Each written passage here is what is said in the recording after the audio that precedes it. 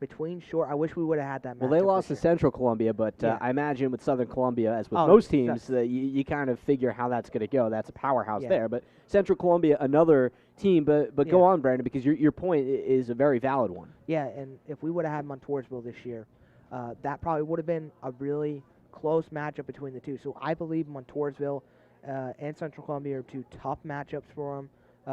Montoursville especially, who is poised to probably could win a state championship this year as well with all this going on. But other than that, Shore, it's just like Shore last year. They had tough losses, but they were end up the rebound against teams that weren't as really that great. I'll be honest, weren't that great of a team, but they worked on things for their offense and they worked on things for the defense. That's what you want to see from Shore. That's why I'm kind of nervous for Jersey Shore tonight, because you blew out Central Mountain, you blew out Shikellamy. Now, I understand, when you go to a second game, everything's completely different, but still, you knew what that team was going to run, and at least I want to give a knock to Shikellamy, because Shikellamy does not have that great of an offense. They are probably one of the stale teams here in this district this year, and you saw it for yourself, Sam. It just didn't look that right, and I think Shore could have played a lot better, and I also want to read back to my note where Milton game got canceled, so, I mean...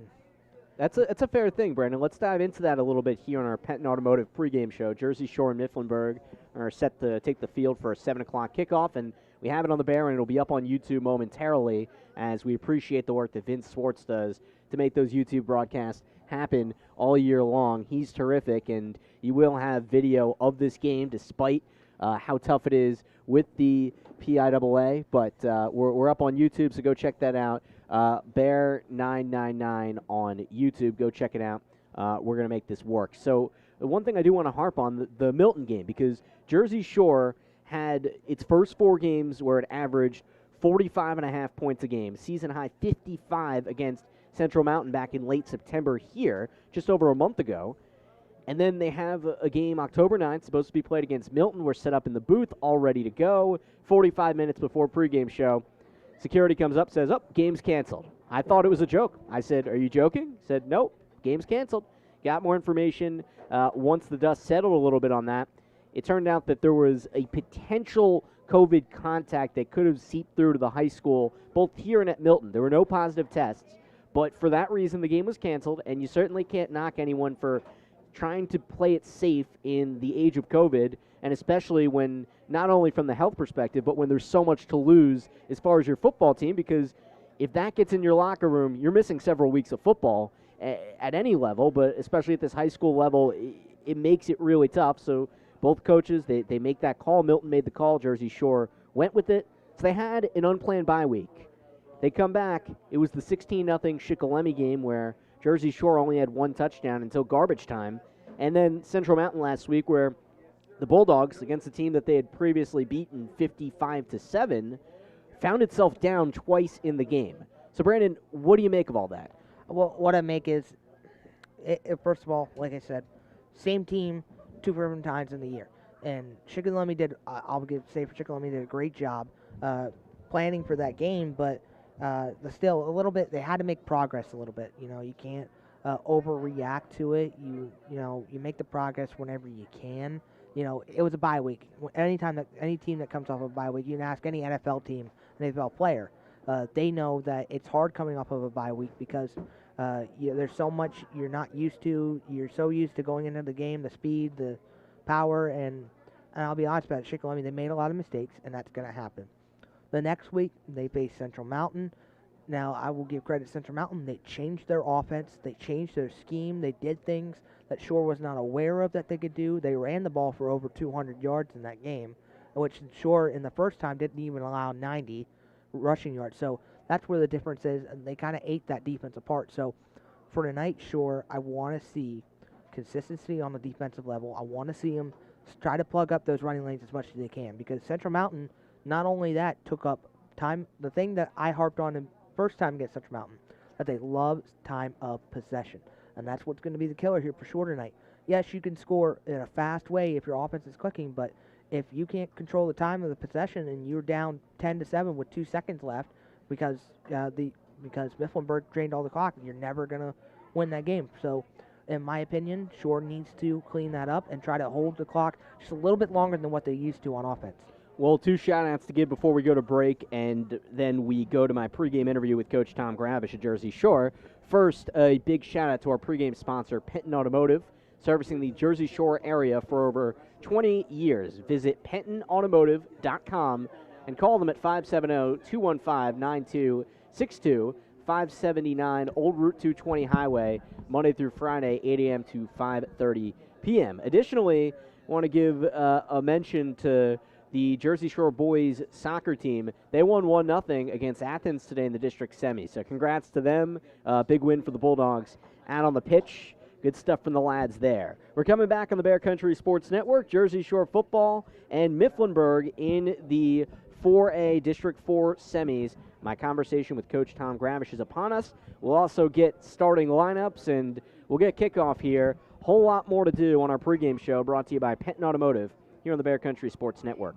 Now open, the Jersey Shore home of Ready Treddy, K&W Tire and the Old Stouts Pro Auto on Main Street.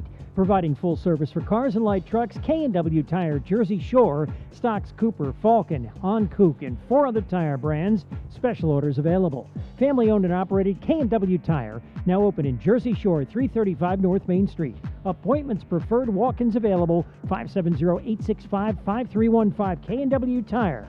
We do tires and more. McMahon Ferguson Associates Insurance Agency is your local Erie Insurance agency. They handle much more than just home and auto. They serve your commercial and life insurance needs too. Ask yourself, do you own your own business? Just get married? Recently have a child? Purchase a home? How about liability and workers' comp?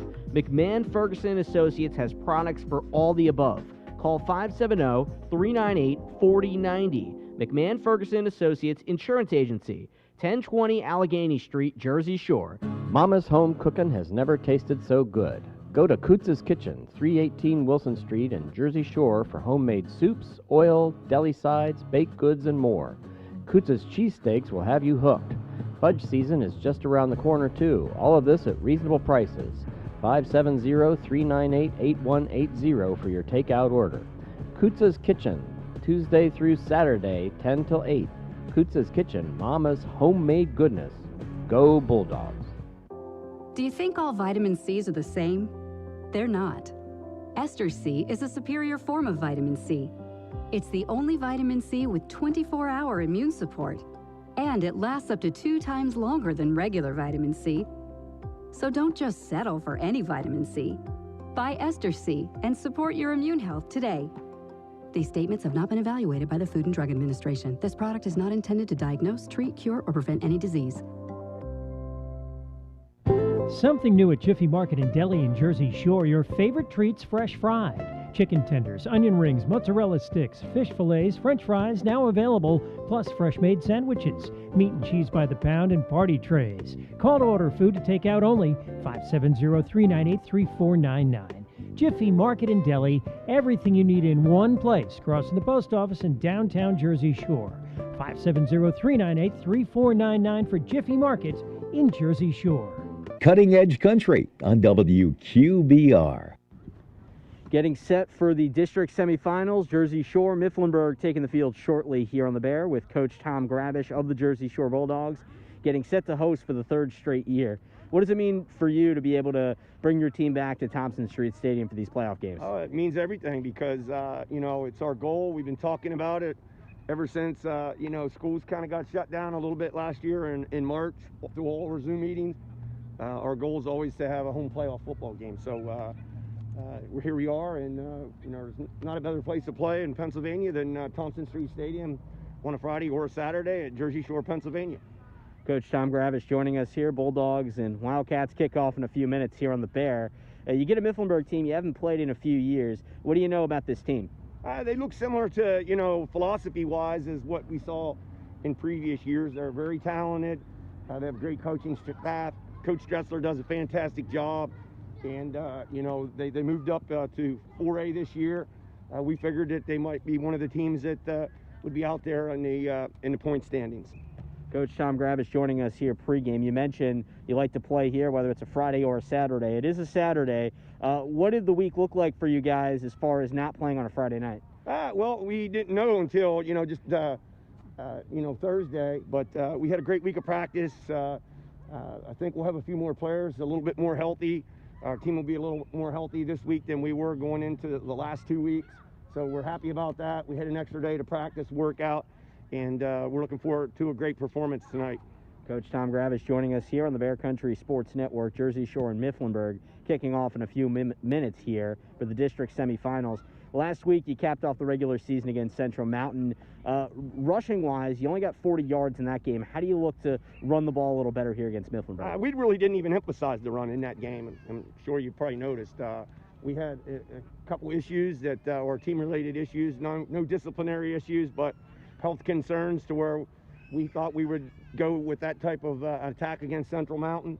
Barring a couple of plays that we didn't cash in, we thought we'd have been on the plus side a little bit more than we actually did with 21 points. But a win's a win, and we celebrated that win. It's tough to beat a 5A team like Central Mountain. They're a good team. They were in the 5A championships today. And so, right back to Mifflinburg.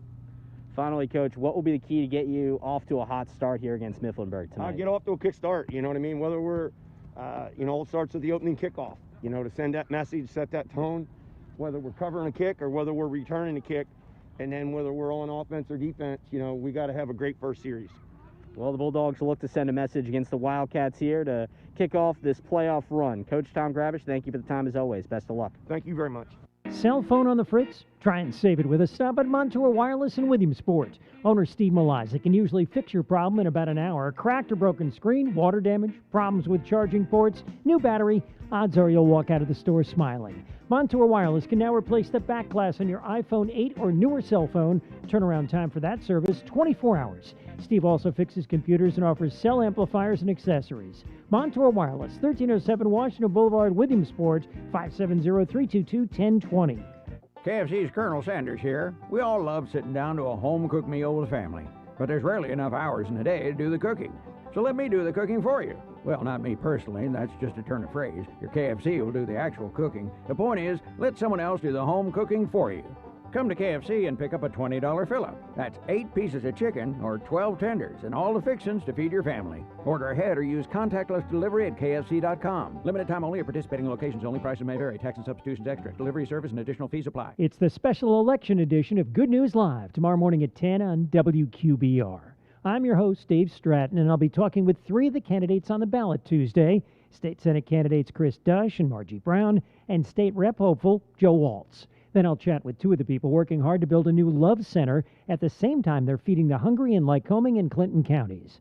Find out how you can help. It's Good News Live, tomorrow morning at 10, exclusively on The Bear, 99.9 FM. Now open, Wasson Auto Parts in the old Woolrich Mill on Schaefer Lane in Jersey Shore. Find quality OEM parts for your late model car or truck in our huge indoor facility. All parts already pulled from the vehicle and laid out on shelves for your convenience. And you'll save up to 75% off of a new part from your car dealer. 570-398-AUTO. See our parts inventory at WassonAutoParts.com. The new way to keep your car or truck on the road, do it yourself. Help from Wasson Auto Parts in Jersey Shore. You're probably not ready for winter, but we are. Hollick's Coal and Fuel Oil Service has been a Jersey Shore fixture since 1950. Hollick's is known for its fast and reliable service. We provide coal, heating oil, kerosene, mixed kerosene, and off-road diesel. 5 different sizes of coal, all stored under roof for the highest quality. Hollick's Coal and Fuel Oil Service, 248 Locust Street in Jersey Shore, 570-398-1190, and online at hollickscoalandoil.com. Don't miss the special Halloween edition of Knox Country 360, joined in progress right after tonight's game. Replay at 8 a.m. tomorrow on The Bear. Sam Cooperman, Brandon Barker back with you on the Bear Country Sports Network. Jersey Shore and Mifflinburg set to kick off in a few minutes, and we'll have starting lineups right here before we get you ready for action. Jersey Shore offensively, quarterbacked by the leading touchdown thrower in District 4, Brendan Weary, 16 TDs to 2 picks this year in his first year as the starter under center. Cam Allison, the tailback, senior, only had 7 totes last week against Central Mountain. Try to get him the ball a little more tonight. Fullback Hayden Packer, didn't hear his name called last week. He only had 1 carry for 4 yards, but Hayden might be used a little more. He's been a good goal line back this year and a heck of a blocker. The receivers, Owen Anderson. Brandon, let's touch on Owen for a minute. 3 touchdowns last week. in 3 different ways: rushing, receiving, and a punt return. Just how special of a player is he? Well, he's special. He can do everything. You know, he's Swiss Army knife of football players right now for sure. He can run the ball, he can pass it, he can catch it. And be honest, last week, if he didn't do all that much, you would have eliminated Owen Anderson, because he almost did not come back in for 2 weeks ago. Say he was out this week, I don't believe Central Mountain would. I believe Central Mountain would have won that game. So Owen Anderson is a big help to that offense when it's not moving. Caden Hessel trying to get in the end zone for the first time in a few weeks. The All-State receiver, 7 touchdowns, top of the district, 502 yards as well, but hasn't found the end zone in a couple weeks. Has Hess, a 6'2", 195 junior. Brady Jordan will be used on the jet sweep package should he see his number called. Dalton Dugan, also a receiver, as well as Cooper Peacock. We'll do the line and the defense right after this. Anthem time on the Bear here on our Penton Automotive pregame show. B.A. Mikesell is a local residential, commercial, and industrial electrical contractor. With over 10 years servicing north central Pennsylvania, B.A. Mikesell has built relationships with home and business owners in Jersey Shore and beyond. Trust B.A. Mikesell's trained electricians for all of your electrical needs. Take advantage of their industry-leading warranties. Call 570-398-7837 today to find out more. B.A. Mikesell Electric, a proud supporter of Jersey Shore sports. What does my family think about stiff and uncomfortable shoes? Ew. That's going to be a no from me.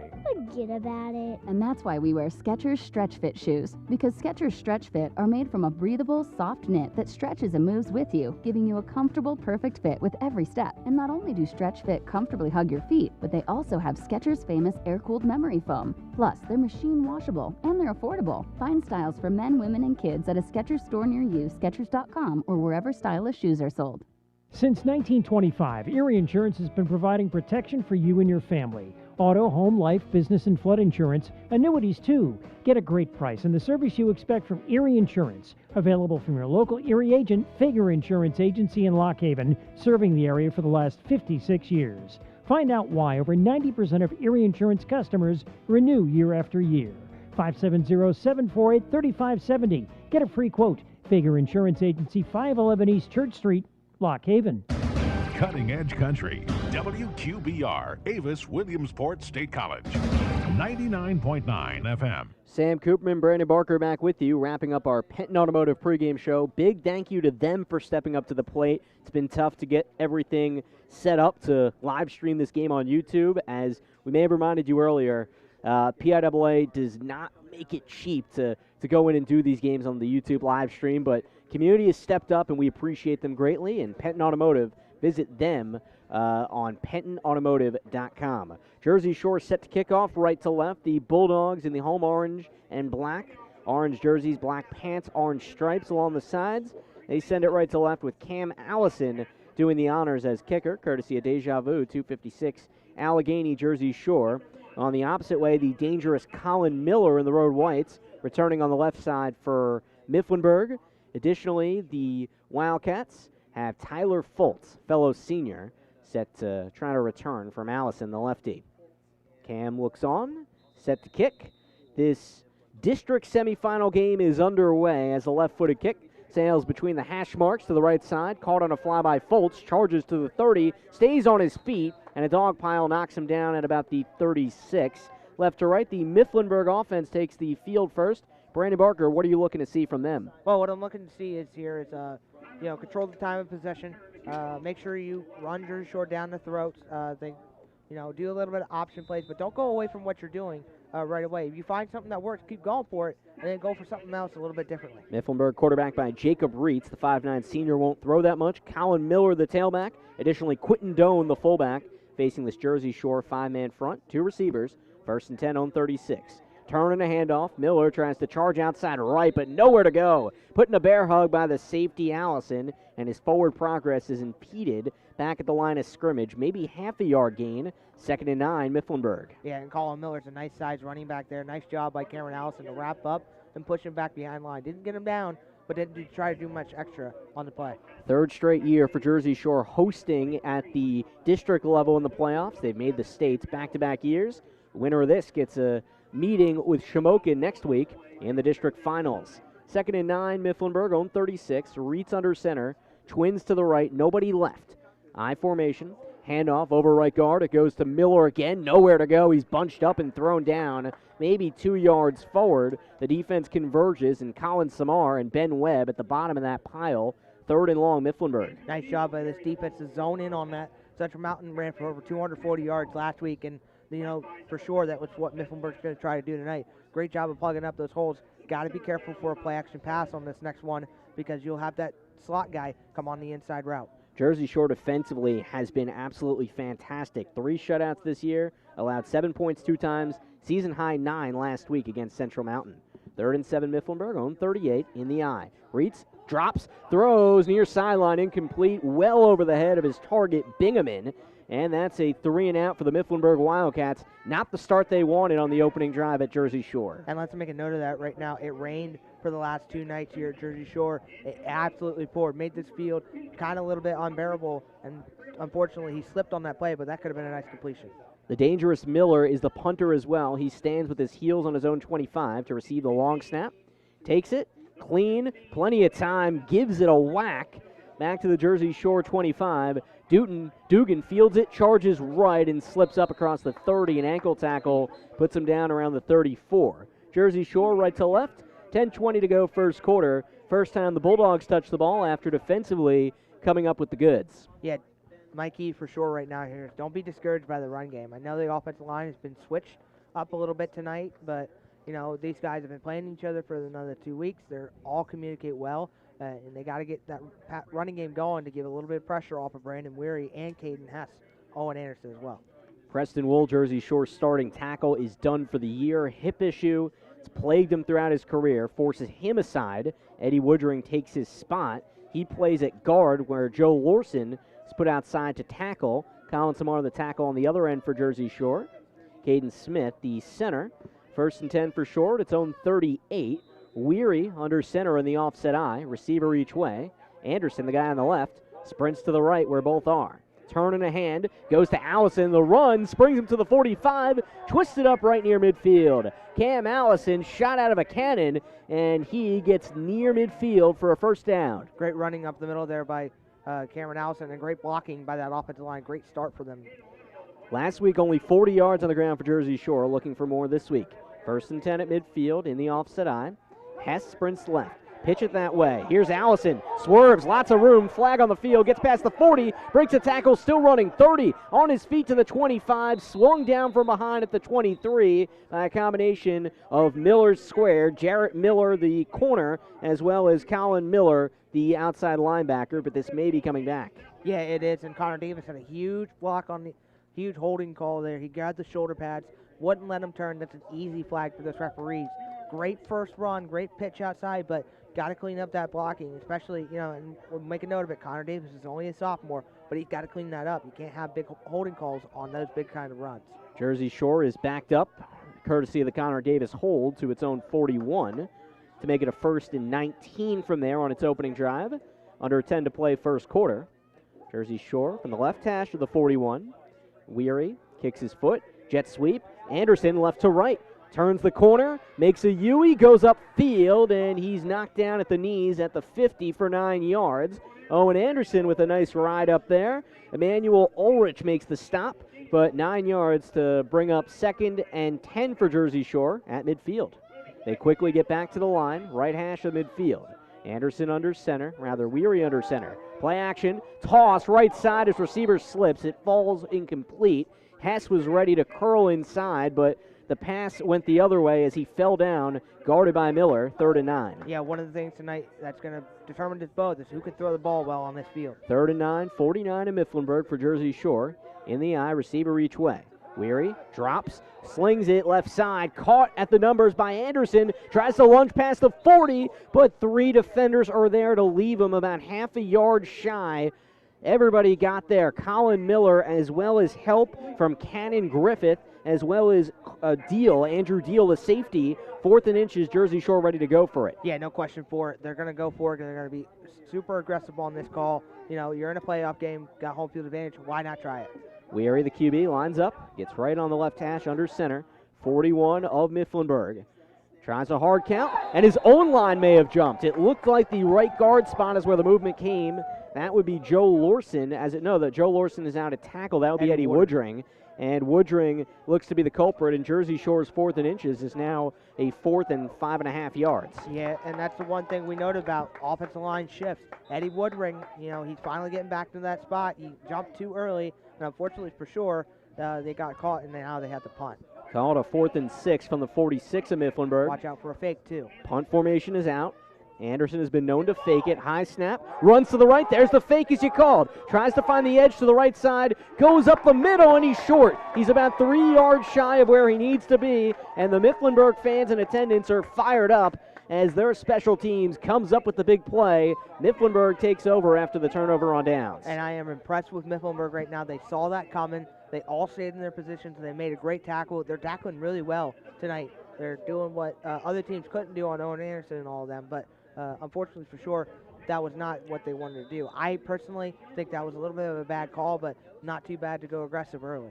Second trip to the field for the Jersey Shore defense after offensively coming up shy on its opening drive. Nobody scored. 8:24 mark of the first quarter. PIAA, District 4, 4A, semifinals. Reitz in the spread look. 4 guys to the right, 1st and 10. Swing pass right. Bingaman catches, tries to run upfield to the 49. He's chopped down by a combination of Samar and Packer. That gets them about 2.5 yards for 2nd and 8 for Mifflinburg. Yeah, and one thing I want to notice about this offense is they're bigger. They're probably bigger receivers than they've seen in a while. Not too big of offensive linemen, but they're getting the blocks. They're getting the movement up front. Really impressive to see Mifflinburg come out this good really too early, but for sure they've got to shore it up and get into the backfield. Call it 2nd and 8 at the 45 on side of the field right hash. Reitz under center in the offset eye. Turns and hands. Miller, the deep back, gets it and tries to extend to the 48 to scoop up another 3 yards to make it 3rd and manageable for Mifflinburg. I want to make mention, Quentin Doan just took a big shot from Quincy Myers, and that opened up that hole, though, so that Miller could run up the middle there. Nice gain here. It sets up for a 3rd and 5, and that's not too bad a position if you're Mifflinburg. Mifflinburg trying to win its 4th straight game, moved to the district, moved to the Class 4A after being 3A last year, playing a Jersey Shore team, coming off a state semifinals appearance. 3rd and 5 on 48, going left to right, 2nd drive of the game. I formation for Reitz. Handoff out left. It goes to Deal, who's tripped up after a gain of 1 to the left. Nowhere to go for him. Jersey Shore converged, and the outside right made the tackle. Quincy Myers and company, Lee Springman as well, come in on the stop. Mifflinburg tries to punt. Yeah, let's see how aggressive this chest mask that Mifflinburg runs. I don't think they're going to fake it, but you never know. Colton Miller, it's a really good running back who can probably run it for a 1st down. 4th and 3 at midfield. Jersey Shore trying to fake punt last drive. Didn't go well.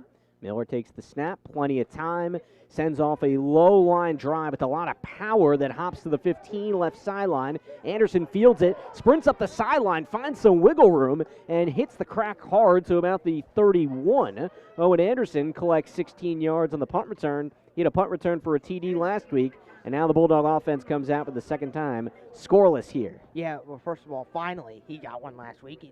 Every week we think he's going to run one, and he doesn't, but that's a good enough return to start out for Brandon Weary in this offense. Jersey Shore right to left. Nobody scored. 1st and 10 on 33. Weary calls out the signals from the left hash to the 33. Offset eye formation. 2 receivers. Dugan, the guy on the left, sprints right. Weary botches the snap, just has to eat it, and he loses 3 yards back to the 30. Brandon Weary, maybe he slipped up, but how about that big time come up by Josh Atanyuk, the big 6'3", 260 junior. Yeah, and it's weird to see this from Shore. They play in this field conditions every week. Back on the ball, 2nd and 12 for Jersey Shore near the 30. Same formation, pitch right on the eye. Allison swerves, tries to find room, breaks 1 tackle, up to the 40, 45, 50 on his feet, 45 of Mifflinburg, and head over heels across the 40 for a 1st down run. Cam Allison collects over 30 yards, and Jersey Shore is on the move. Yeah, that's a nice run there by Cameron Allison, and they finally got to do outside runs that finally work for them and using that up-tempo pace to their advantage. Up-tempo indeed. They're up to about the 38 of Mifflinburg. 1st and 10, trying to toss play left from the eye. Allison sprints out, applies a stiff arm, still moving. 30, twisted up right about there. Tackle made by Stetler, but Cam Allison accrues another 8 yards, 2nd and short. Yeah, another nice run. Same play, went to the outside. That's what Shore's bread and butter is. But if you're Mifflinburg, you got to be careful. This is where the no huddle kind of kills your defenses. 2nd and 3 up to the 30. In the eye, hurry up offense. 2 receiver look. Weary, the QB.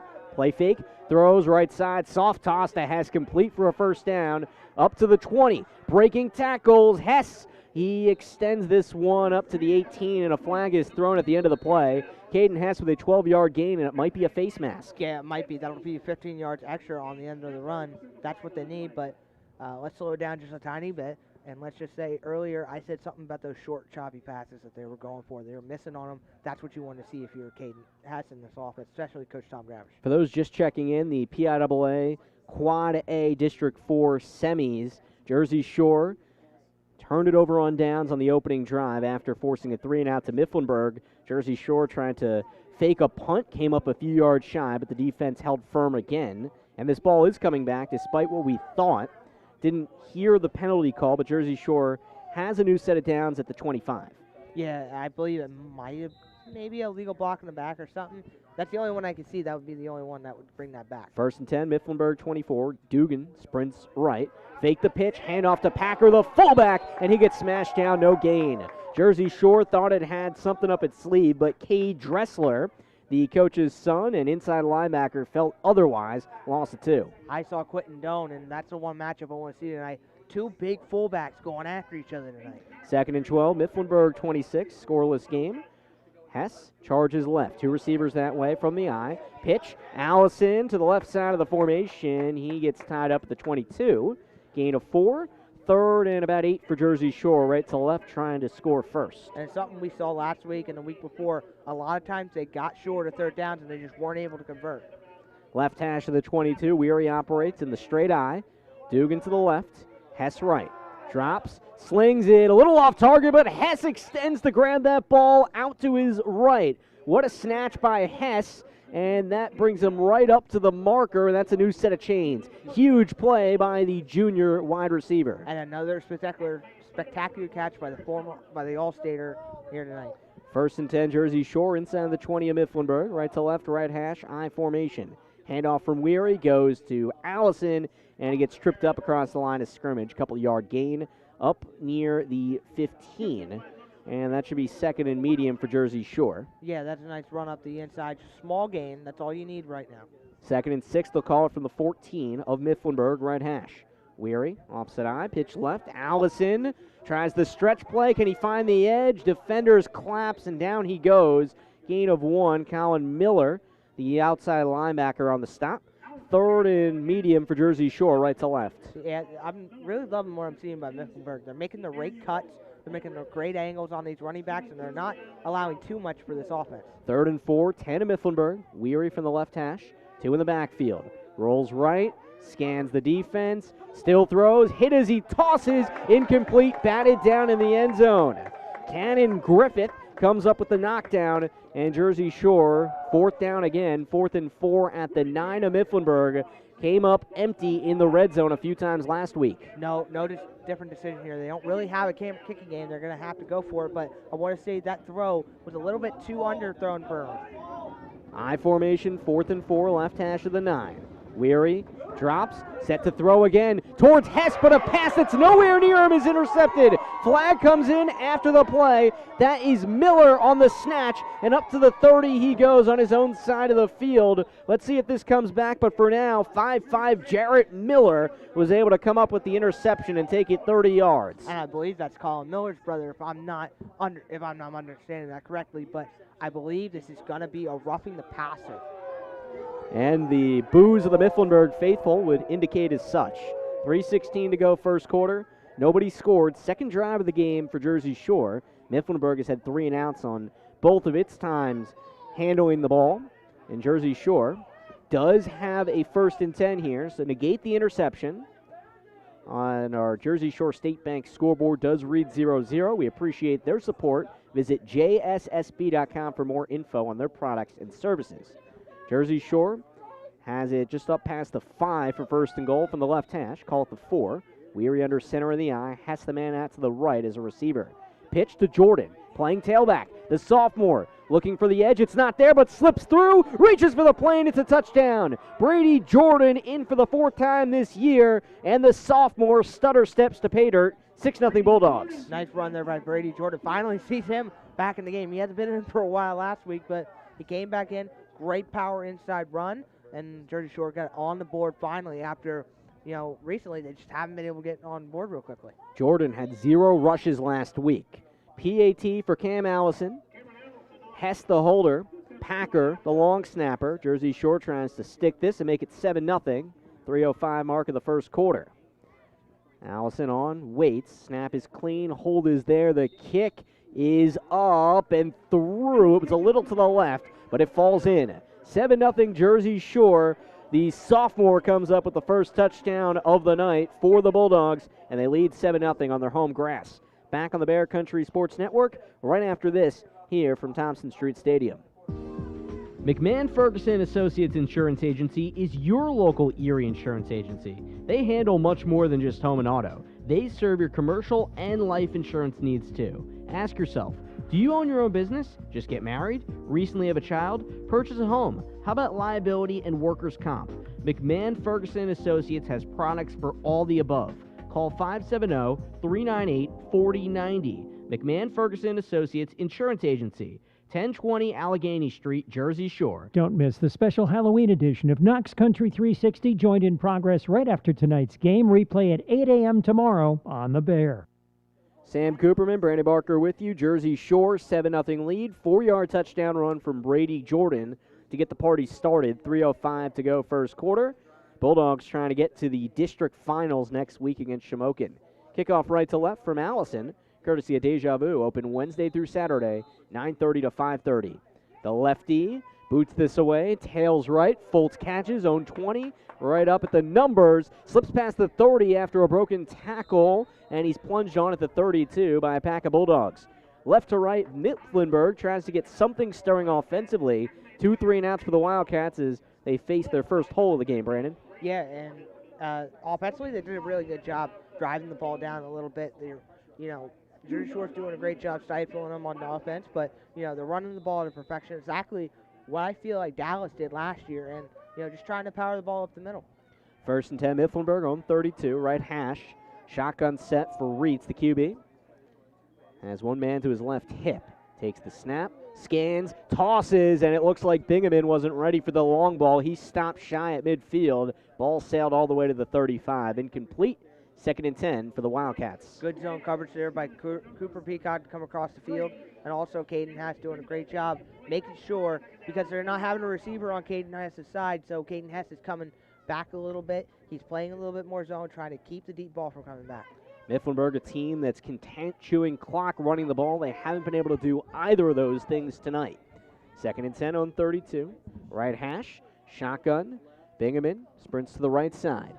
Swing pass left. It goes out to Deal, and he goes nowhere. Jersey Shore cut off the edge. Dugan from his defensive end spot got help from Hayden Packer, the linebacker. And 3rd and 10 from the 32, no gain. Yeah, good play there by Dalton Dugan. Made the speed, use his speed. That's what I love about these ends. They have really good speed. Use the speed, got out there, made the initial tackle, and then Hayden Packer, like usual, comes in and makes the end tackle there. Great job on that play there by the Shore defense. Deal stays out there at tailback, and Colin Miller comes in, the most explosive player on this Mifflinburg team. Line him up out wide right from the shotgun. 3rd and 13. They'll say he lost 3 on that last play. Bingaman from the right slot, sprints left. Reitz takes the snap. He's back to throw. Defense converges, and down he goes near his own 20. Big sack. Jersey Shore as a team got all the way over there to make the stop. 4th down, punt ensuing for Mifflinburg. Yeah, we'll make a note of it. We talked about the shifting on the offensive line, but not the shifting of the defensive line. We saw Ben Webb come in week 2, and he got the sack on there. Big momentum swing for Shore's defense. He's taken the spot of the injured Carter Peacock, and he's excelled there, has the senior. 4th and 20 on 22. Punt coming from Miller, and a low-line drive barely goes over the O-line on a hop taken from the right side by Dugan. Shifts past midfield, and down he goes at the 45 of Mifflinburg. Right to left, Jersey Shore has it in positive territory, trying to extend on this 7-0 lead late first quarter. Yeah, they're starting to resurge here on offense, and really great offense comes from really great defense. And right now their defense is stepping up to the plate like they did last year in the Sealands Grove game. 1:26 to go first quarter. Shotgun set for Jersey Shore. 1st and 10, 45 of Mifflinburg, right hash. Weary with 3 receivers left. Takes the snap, inside handoff. Allison, the tailback, jets forward past the 40, hops over a defender, and he's tugged down at the 38. Cam Allison, gain of 7, 2nd and 3. Man, I like watching Cameron Allison run. He bounced off his own lineman, Colin Samar, who, by the way, was down the field blocking, which is great for this offensive line, but also used the spin move to get more yards. 2nd and 2, 37 of Mifflinburg. Snap out of the gun. Weary handles it, handoff right, jet sweep. Anderson charges forward and has a first down across the 30 up the right sideline. Outside the numbers, he's brought to the grass, and Miller is in on the stop. Yeah, there goes the Swiss Army knife going across the field and makes a big run on that play. Inside the 30 of Mifflinburg, 1st and 10, clock moving, 3 receivers left. Hess the lone man to the right. 1st and 10, delay handoff. It goes to Allison again, and he's decked at the 23, but he picks up chunk yardage there as Cade Dressler applied the knock. 2nd and 6 for Jersey Shore. This offense is working in a unity, and they finally found their speed that they've been waiting for the last 2 weeks. Great job there, Shore, to keep the pedal moving. 2nd and 3 here, they call it.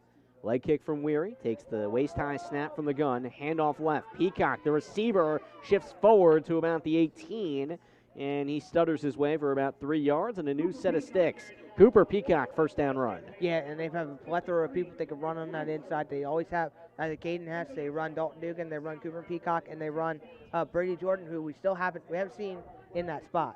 Clock winding down, last play of the first quarter. Weary takes the snap, rolls right, quick throw off balance and a double coverage over the head of Hess to the back right pylon, incomplete. Quarter end, 2nd and 10, Jersey Shore, 15 of Mifflinburg. When we come back on the Bear Country Sports Network, Jersey Shore up 7-0, courtesy of a Brady Jordan rushing touchdown here in this District 4 Quad A semis on the Bear. Let me ask you a question. What do you see when you look at your car? Do you just see taillights? Or your dog's tail wagging when you first brought him home? Do you see 4 tires or 2 tired kids in the back seat after their first day of school? Other insurance companies just see a car, but a State Farm agent sees what your car really means to you. So why not give it the protection it deserves? Jim Ely State Farm Insurance, 105 Thomas Street, Jersey Shore, 570-398-2828. The Bear, WQBR. Jersey Shore football up 7-0 on Mifflinburg heading into the second quarter in the District 4 Quad A semis on the Bear Country Sports Network. Sam Cooperman, Brandon Barker with you, and our Jersey Shore State Bank scoreboard reads 7-0 Bulldogs. Brady Jordan, 4-yard rushing touchdown, puts Jersey Shore in front, and they're looking for more. 2nd and 10 at the Mifflinburg 15, going left to right in the home oranges here in the second. Yeah, notice you'll see Brady Jordan back in the game here at running back for Cameron Allison. Switched it up here going to half. I like the call by Coach Tom Gravish to give something different right as we're going into the second half. Shotgun look between the hashes. Jordan, option to the right side of Weary. 3 receivers left. Hess the low man to the right. Snap comes to Weary.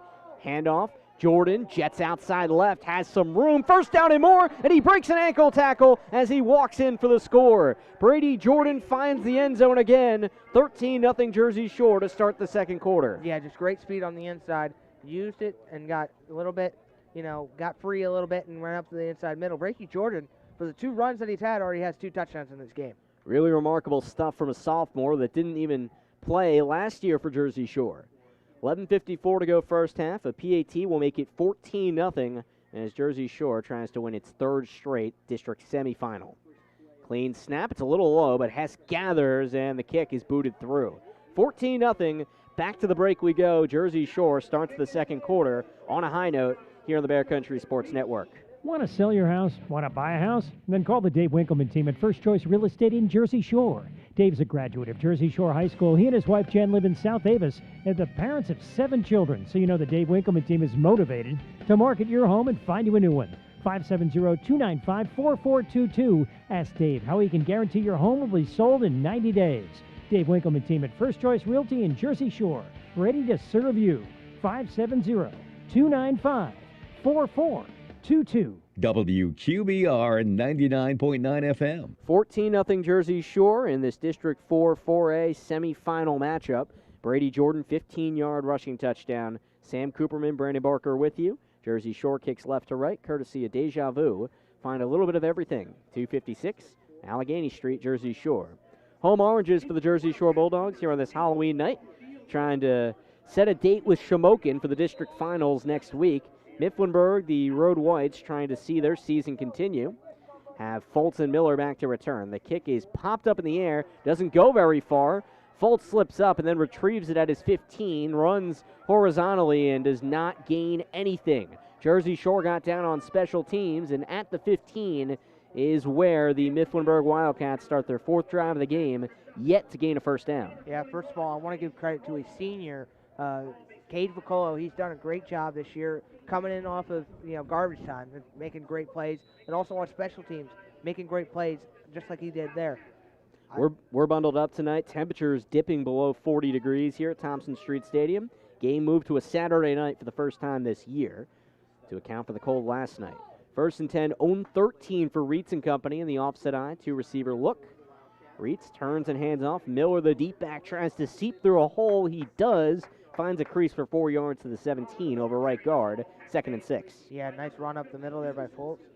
Gets a very, very manageable 2nd down here. You want to, if I'm Mifflinburg, you want to keep it at maybe 3rd and 2, 3rd and 3, because you don't want to have to push yourself so far off the field. That's what the Shore defense has been able to do all year long. Jersey Shore's 5-man front has really limited other teams. Nobody scored double digits on them yet. 2nd and 6, own 17. In the eye again. Reitz hands off.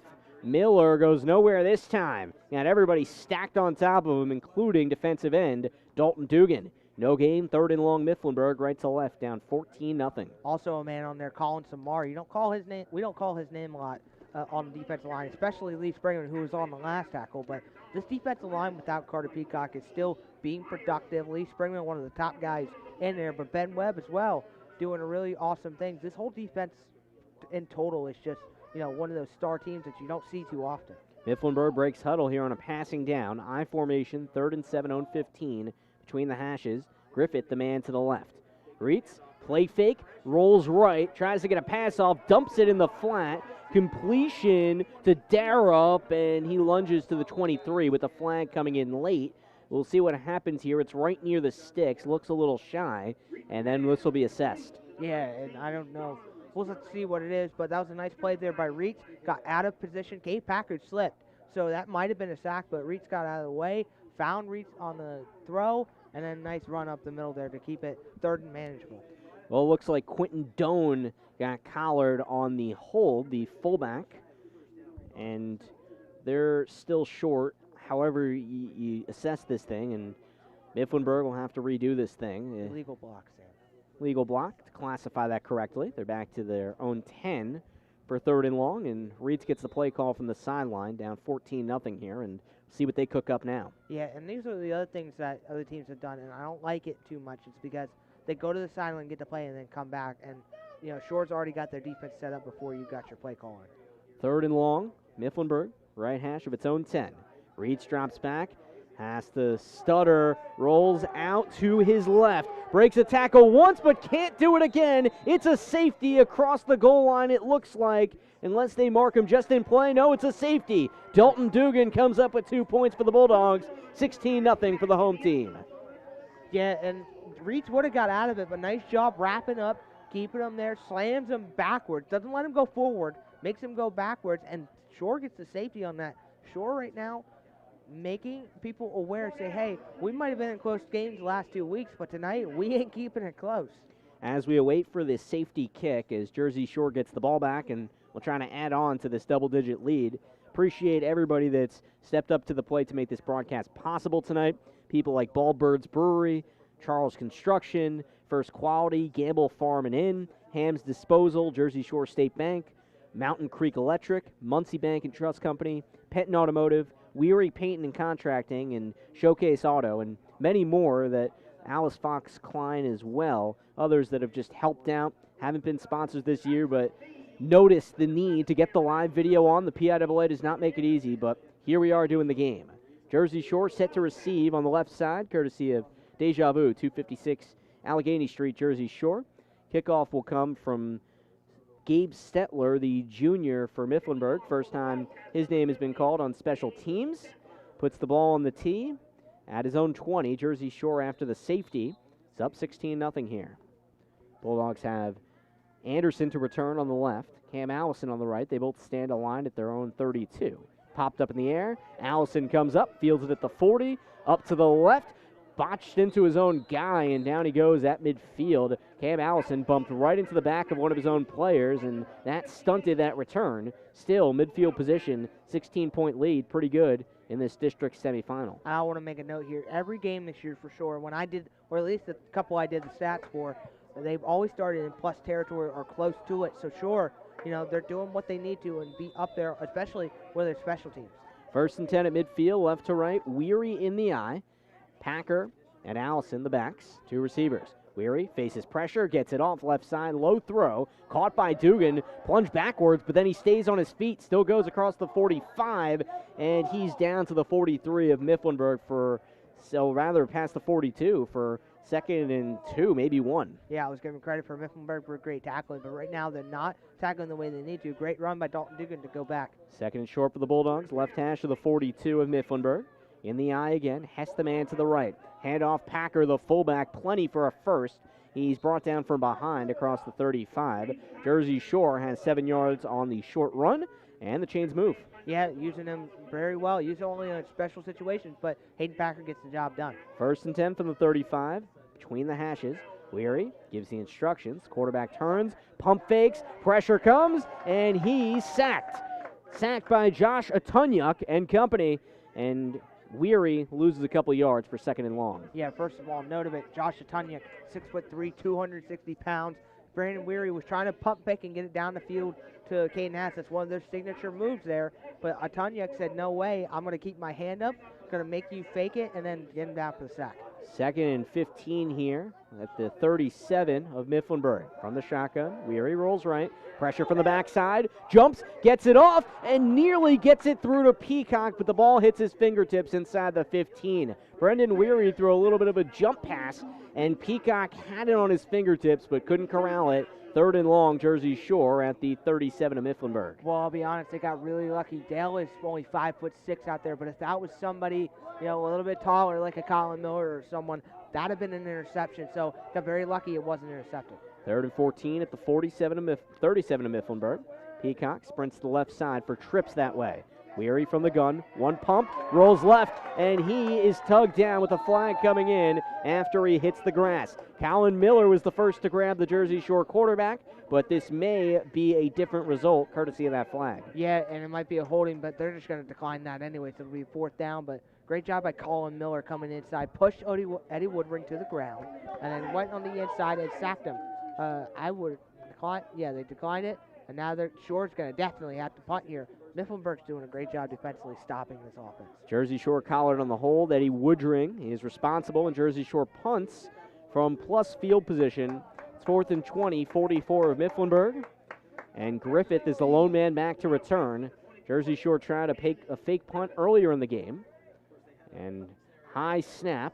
Anderson grabs it, plenty of time, gives it a wind, and it's caught without a fair catch inside the 20, and Griffith is immediately tackled to the grass. We'll see what happens as Mifflinburg comes out to the field again, and a flag does come in from the outside sideline, so we'll wait and see there. There might be an unsportsmanlike conduct or something there. Number 54, and I believe Dalton Dugan on the outside were getting into it, and they pushed each other outside. This is a big penalty if it's on Mifflinburg. You just got the ball back to your offense. Finally got a stop on Jersey Shore after the last 2 drives for the Bulldogs resulted in touchdowns, and then the safety came in. And here we have the call. And you spotted that rightly, Brandon. That was number 54, Cade Dressler, coach's son. That's an earful you don't want to get when you come back to the house, however the result happens tonight. But Mifflinburg is backed up inside their own 10 to the 9 for 1st and 10 from there. Down 16-0. Not ideal. Yeah, and I want to make a note of it. Actually, for a coach, that was a penalty, but you say, hey, I like it that you're being aggressive, but you got to tone it down just a tiny bit if you're Mifflinburg. Mifflinburg trying to win a playoff game for the first time in 7 years. 1st and 10, 09, down 16-0.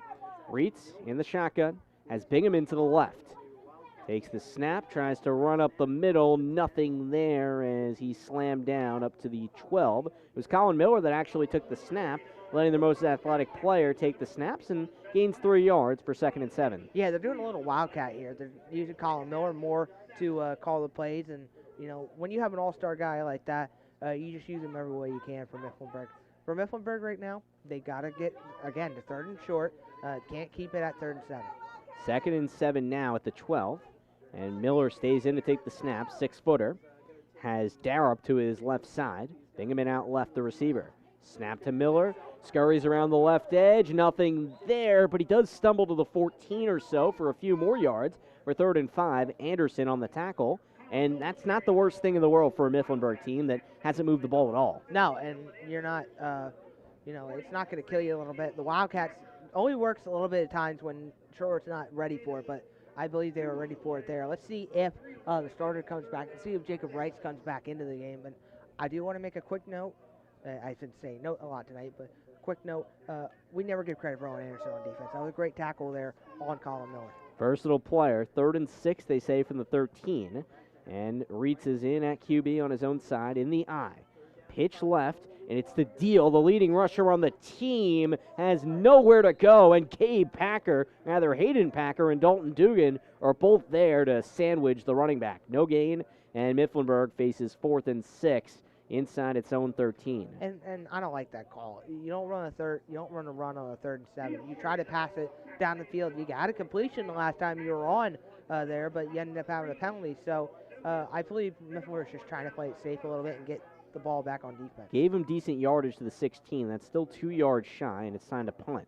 Miller takes the snap, gives it a whirl to midfield, caught on a fly for sure by Anderson. Trots left, cuts back inside across the 40, 35-30, and then the Wildcats all come there to say hello as Anderson picks up 20 yards on the return. He had a punt return for a TD last week, and 6:14 to go first half. 16-0 Jersey Shore. Yeah, a really productive drive last time. Got killed by a penalty or two, and then 2 sacks as well by Colin Miller and Josh Atanyik. But, now they've got to be able to pick it up as you see Owen Anderson in a quarterback. 1st and 10 at the 30 of Mifflinburg. Anderson in at QB. Takes it on the scramble up the middle, just design, run, burst his way across the 25, down to the 24. And Anderson, 6-yard pickup, 2nd and 4. Yeah, Swiss Army knife, tough and bearable. Get the run up on the inside as we see a Mifflinburg guy on the field.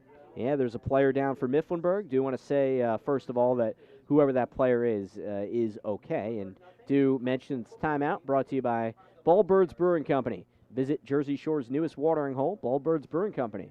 Open Wednesday through Saturday, or through Sunday, I should say, at 220 Schaefer Lane, Jersey Shore. Personally can say the best place in town to grab a bite and a drink while watching the Bulldogs. We wish the best for the player out in the field. We'll take a quick break. Come right back on the Bear. Jersey Shore up 16-0. Mama's home cooking has never tasted so good. Go to Coots's Kitchen, 318 Wilson Street in Jersey Shore for homemade soups, oil, deli sides, baked goods, and more. Coots's cheesesteaks will have you hooked. Fudge season is just around the corner, too. All of this at reasonable prices. 570-398-8180 for your takeout order. Coots's Kitchen, Tuesday through Saturday, 10 till 8. Coots's Kitchen, Mama's homemade goodness. Go Bulldogs. Don't miss the special Halloween edition of Knox Country 360, joined in progress right after tonight's game. Replay at 8 a.m. tomorrow on the Bear. Jersey Shore has the ball for 2nd and 4 at the Mifflinburg 24. Sam Cooperman and Brandon Barker with you. 16-0 Jersey Shore lead here in the district semifinals against Mifflinburg. Cade Dressler helped off the field. He was the injured party. 2nd and 6. It's 2nd and 4, should say, on the scoreboard. Anderson in at QB takes the snap. Jet sweep right. Jordan takes it outside the numbers to the 20. He slips up there and doesn't get anywhere as Jordan is brought backwards. And we'll say he got to the 21. That gives him 3 yards for 3rd and 3 as Stetler and company were in on the tackle. Jersey Shore needs short yardage here. And I want to say quickly, I love the shiftiness by all the running backs, but you have to be careful when the field's wet because you have to run it up north and south. 3rd and 1 near the 20 on Mifflinburg's side, right hash.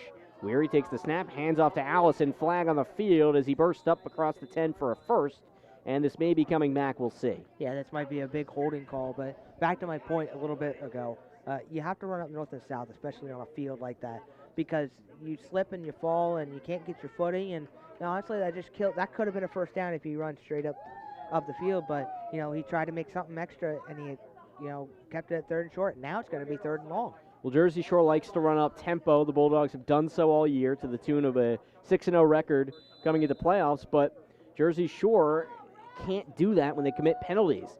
The Bulldogs are back to the 30. Line to gain is up to the 20 or so, just past it. 3rd and 11, they'll say. Right hash, Mifflinburg 30 from the shotgun. Weary looks, throws, out route, he hits Anderson, and he tumbles up to the 15 for a first down. Owen Anderson gains about 16 or 17. Jersey Shore on the move. How about 15 to the 15 for a first down there? Nice play, that out route there by Shore. Left hash of the 15 is where Jersey Shore has it. Trips left, Hess to the right, Allison in the backfield. Call is to Allison. He gets it. Waterbugs up the middle across the 10, down to the 5, and maybe even more if for Cam Allison, who gets across the line to gain. They spot him at the 2 for 12 yards. Yeah, nice run up there in the middle. That's what Shore needs to keep doing. Just run up north and south. Keep the ball churning. You're not going to be knocked for not getting a first down all the time. 1st and goal to Mifflinburg, 16-0 lead. Full house backfield.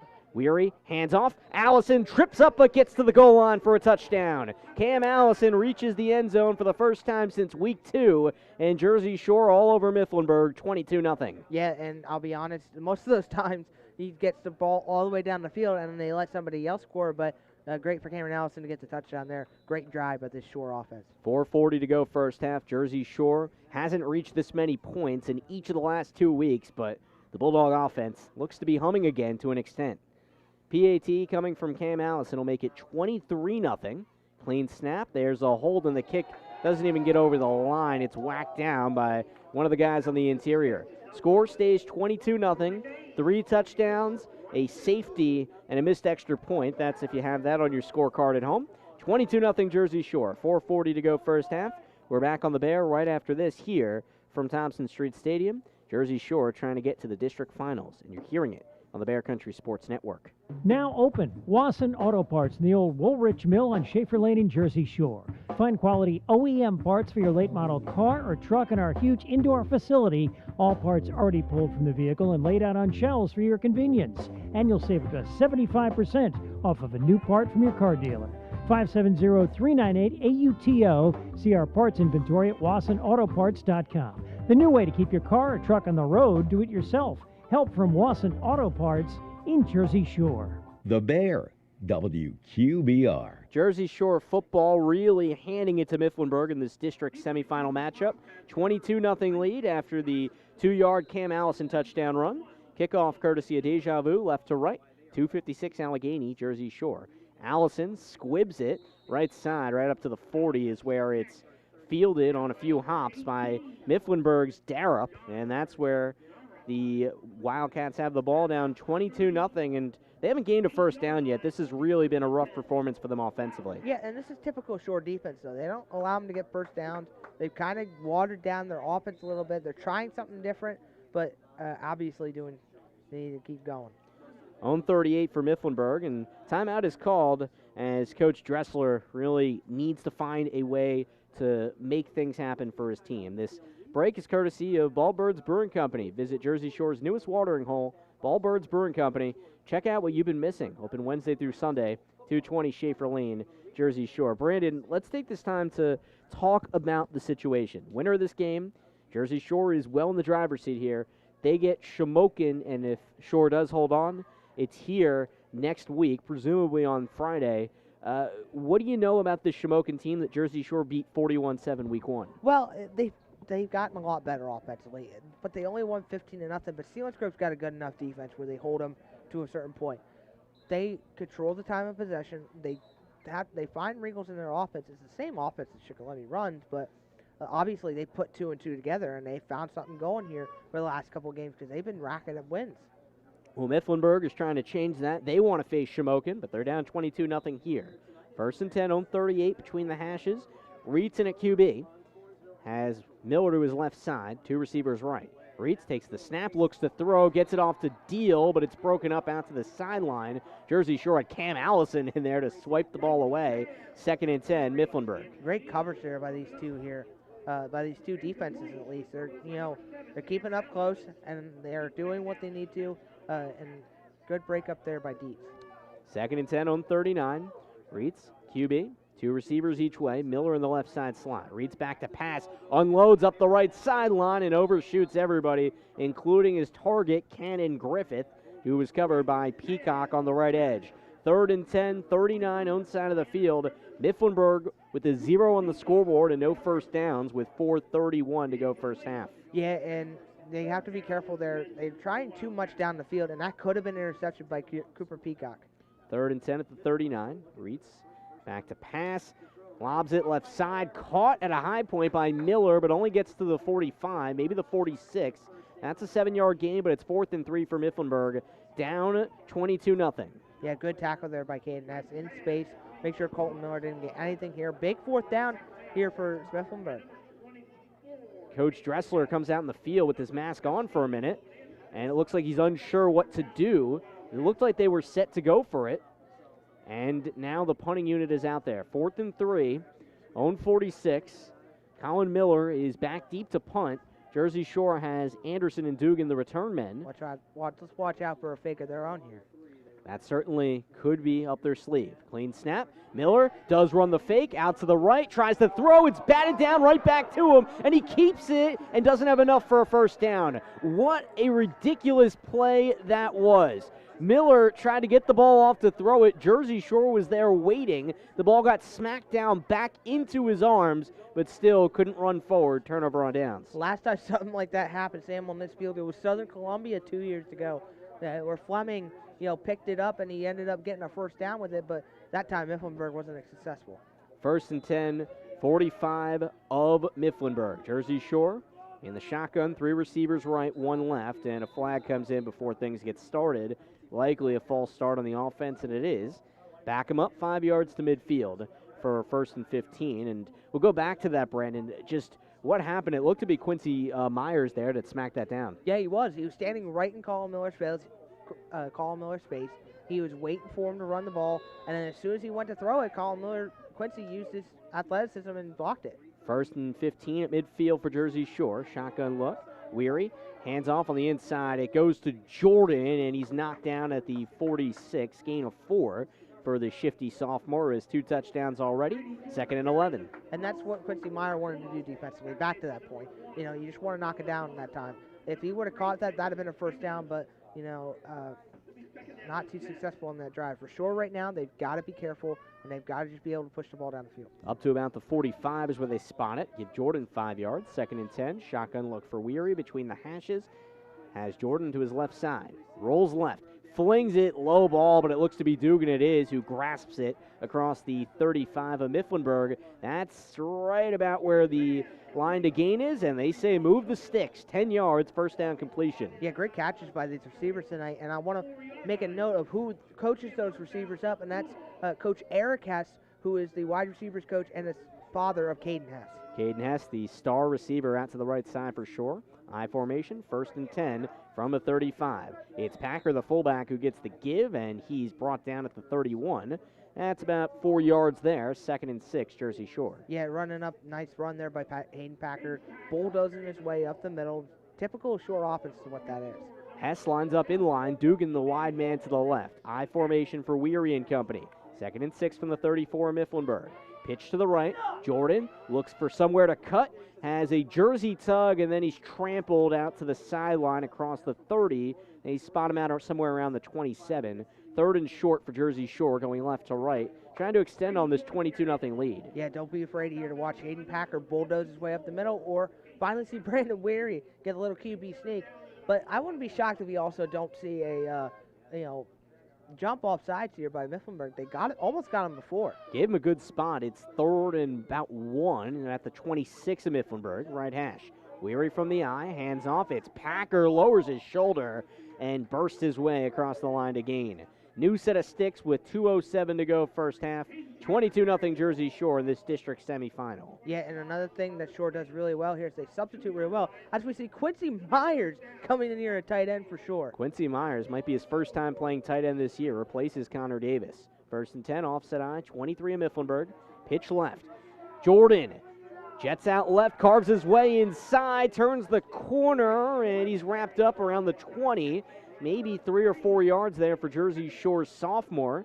2nd and 6 or 5 for the Bulldogs. Yeah, nice blocking. First of all, what an impact Quincy Myers had. He made a big guy just walking down the field, and I like that call to put him in.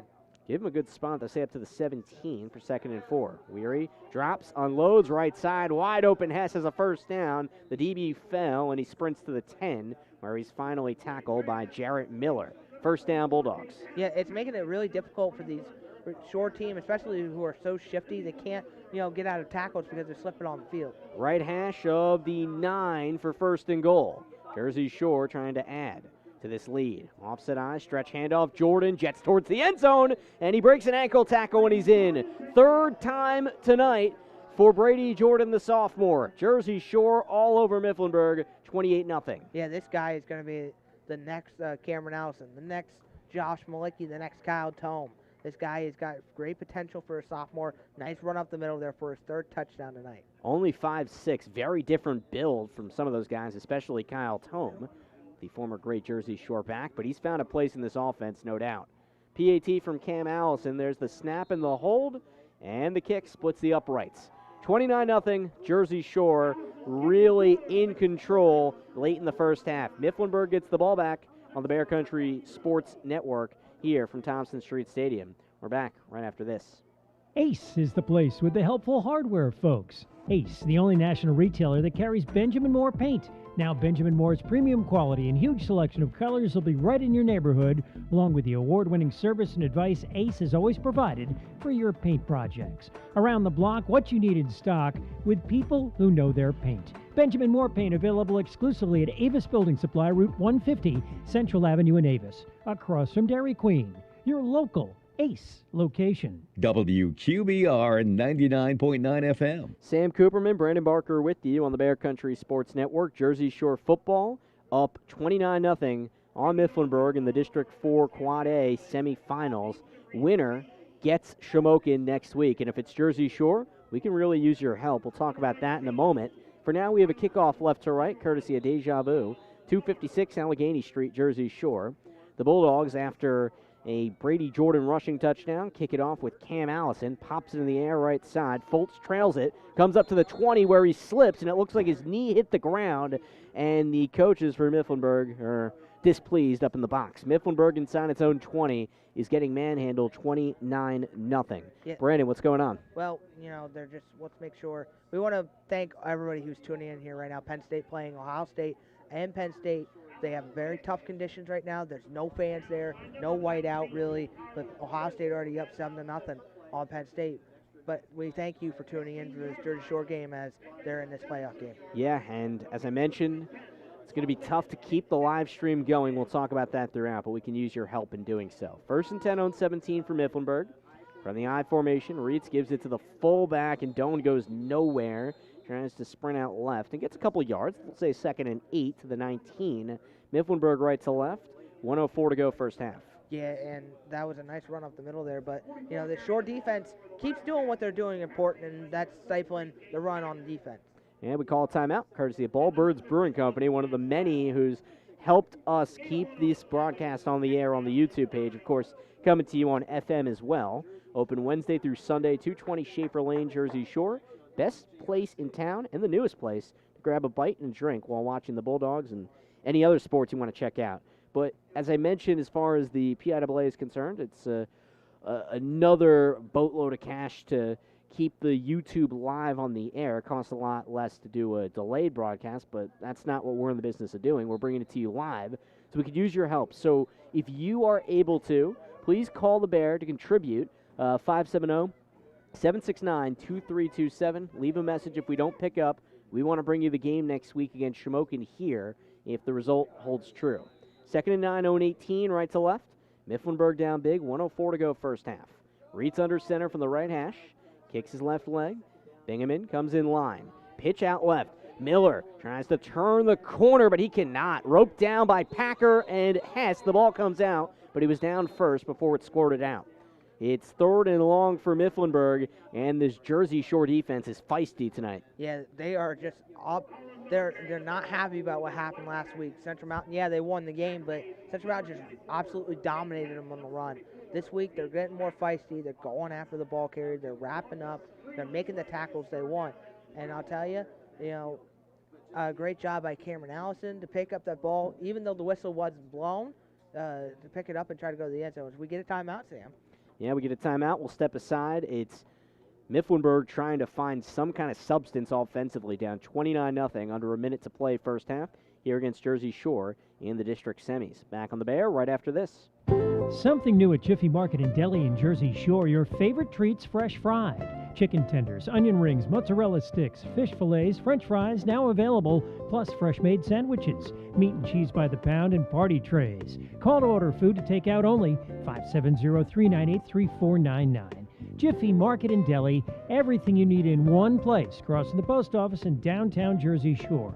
570-398-3499 for Jiffy Market in Jersey Shore.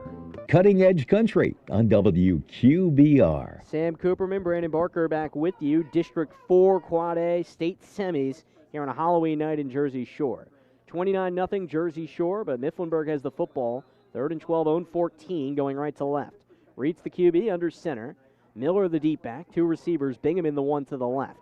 Reeds steps back, wants to unload. He does, and he overshoots his target. Hess, the Jersey Shore corner, had the best track on that ball. Bingham was the intended guy there, but not even close. 4th down. Yeah, let's make a notice of it tonight that they haven't really thrown to Caden Hess's side a lot tonight, and there's a reason why. The guy has at least, Sam, if you can correct me on the stats on this, at least 3 interceptions on that side of the ball.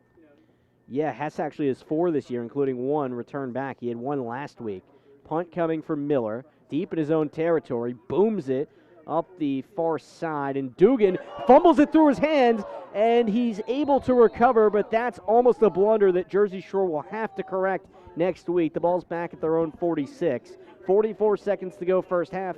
No reason to field that ball there. I'll make the note. I'll say it here on the air right now. That was a bonehead move. You don't touch the ball if it's going behind you. I understand you want to make moves here, but you don't touch the ball. And I hope Coach Tom Gravish goes after him for that, because that could have been a bad mistake. Well, Jersey Shore is able to survive that, and, of course, they lead 29-0. 1st and 10, own 46. Weary, the QB, 2 receivers each way. Allison is back to the right side. Takes the snap, swing pass right. It's for Hess. Gobbles it up, runs outside the numbers, 50 on his feet, and he darts out of bounds. They'll call it the 46, and he picks up about 8 yards for 2nd and 2. And he would have had maybe 9 or 10, but again, with this field, they just all keep slipping, and that's just what the conditions are going to have to play with tonight after all the rain for the last 2 nights. But still a nice pickup there for sure. But he gets out of bounds as Jersey Shore looks to run the 2-minute drill here down the stretch. 2nd and 2, 46 of Mifflinburg, right hash. Weary from the gun, swing pass left, and off the hands of Allison, incomplete. Trying to run before he caught the ball. 3rd and 2 here with 33 seconds to go first half. Yeah, nice run, nice play design there to put the wheel out there, just Cameron Allison. And I'll also say it's cold out here. It's hard to catch that ball, and when the ball's also a little bit damp, it makes it even harder. So these receivers really have to keep ringing the ball in. It's cold out here, but you're wearing a sweatshirt, Brandon Barker. Credit to you for braving the elements. 3rd and 2 at the 46 of Mifflinburg, red hash. Weary, 3 receivers left. Takes the snap, hands off to Allison, 1st and more. Cuts up the middle, past the 30, 25, 20. Breaks 4 tackles on his way down to the 10. Cam Allison, wow, 36 yards. Yeah, what a good run by Cameron Allison. Just shedding guys off. You know what? Brady Jordan might be getting all the touchdowns, but Cameron Allison is putting in the work at that running back position. 1st and goal just inside the 10 for Jersey Shore. Snap between the hashes to Weary. Gives it off again. This time Allison is gobbled up at the line of scrimmage. 14 seconds to go, and the clock stops as Jersey Shore brings in its guys for a huddle. 2nd and goal from the 10. Timeout brought to you by Ballbirds Brewing Company. Certainly getting their timeouts in here down the stretch. Want to remind you, Jason Eberhardt State Farm Halftime Show is on the horizon, so stick around for that.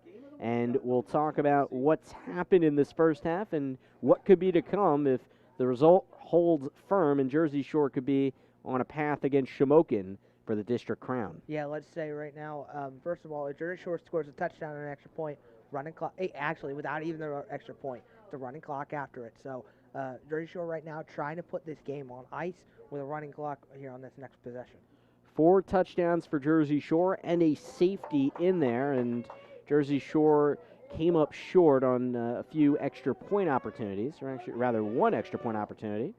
It's 2nd and goal here at the 10. Jersey Shore from the right hash. Weary takes the snap with 2 receivers right. Peacock and Hess that way. Looks to the right corner. Hess has it, and it's off his hands. Incomplete. Caden Hess has been on a dry spell of getting into the end zone for a few weeks. Miller was in coverage, and it's 3rd and goal from the 10 with 9 seconds to go. Boy, it just, I don't know what it's been the last 2 weeks, but it just keeps slipping off his fingers every time he's in that end zone. He'll fix it one of these weeks, though. Caught one last week that was ruled incomplete in the end zone. 3rd and goal at the 10. Right hash. Weary in the gun. Takes the snap, rolls left this time, hits the corner, and Dugan is down on all 4s for the touchdown. Jersey Shore hits running clock territory with that. 35-0, 5 seconds to go first half. And what's impressive is they had, Sam, 50 seconds left on the clock for that and made it down there with 5. That's a total of at least 47 seconds going down the field to score a touchdown. Impressive drive by Shore's offense. Point after coming from Cam Allison. As you mentioned, Brandon, even if he misses this, it'll still be a running clock heading into the second half. Jersey Shore all over Mifflinburg. Packer in for the long snap. It's clean. Hess puts it down, and the kick is wide right. Jersey Shore missed its 2nd extra point of the night. Ball certainly has to feel quite heavy coming off that foot on a 38-degree evening. 35-0, Jersey Shore looks like it's on its way to a 3rd straight district semifinal victory. 5 seconds to go first half. We'll wrap this thing up on the Bear right after this and then head to halftime. Susquehanna Trailways has part-time and full-time opportunities available for motor coach and school bus drivers. Are you recently retired? Don't want to be home all the time and enjoy travel? Become part of the Susquehanna Trailways team. Contact Susquehanna Trailways by calling 570-753-5125 or email charters@susquehannabus.com. They will train for free and offer performance bonuses too. Call Susquehanna Trailways at 570-753-5125. Read the latest Good News Positively Pets magazine anytime. Go to BearCountryGoodNews.com. Published every month by Bear 99.9 FM. Sam Cooperman, Brandon Barker returning to Thompson Street Stadium. Jersey Shore football scores once again. 35-0 lead. Dalton Dugan touchdown, 10 yards from Brandon Weary. First pass through the air tonight for Jersey Shore to find the end zone. Kickoff left to right. It's a squib. Then hops up at the 40 where it's returned for Darup for maybe 2 or 3 yards. For 1 second to go, own 44 for Mifflinburg, team that's really gotten slaughtered tonight, courtesy of Deja Vu on that kickoff. And Brandon, we go into halftime with Jersey Shore really handling business tonight. What's been the difference? Difference is they finally woke up after that Central Mountain game. They finally figured out what they're supposed to do offensively. They got everybody in the right spots, minus the injuries right now. And personally, they feel like they did probably when they did week 1.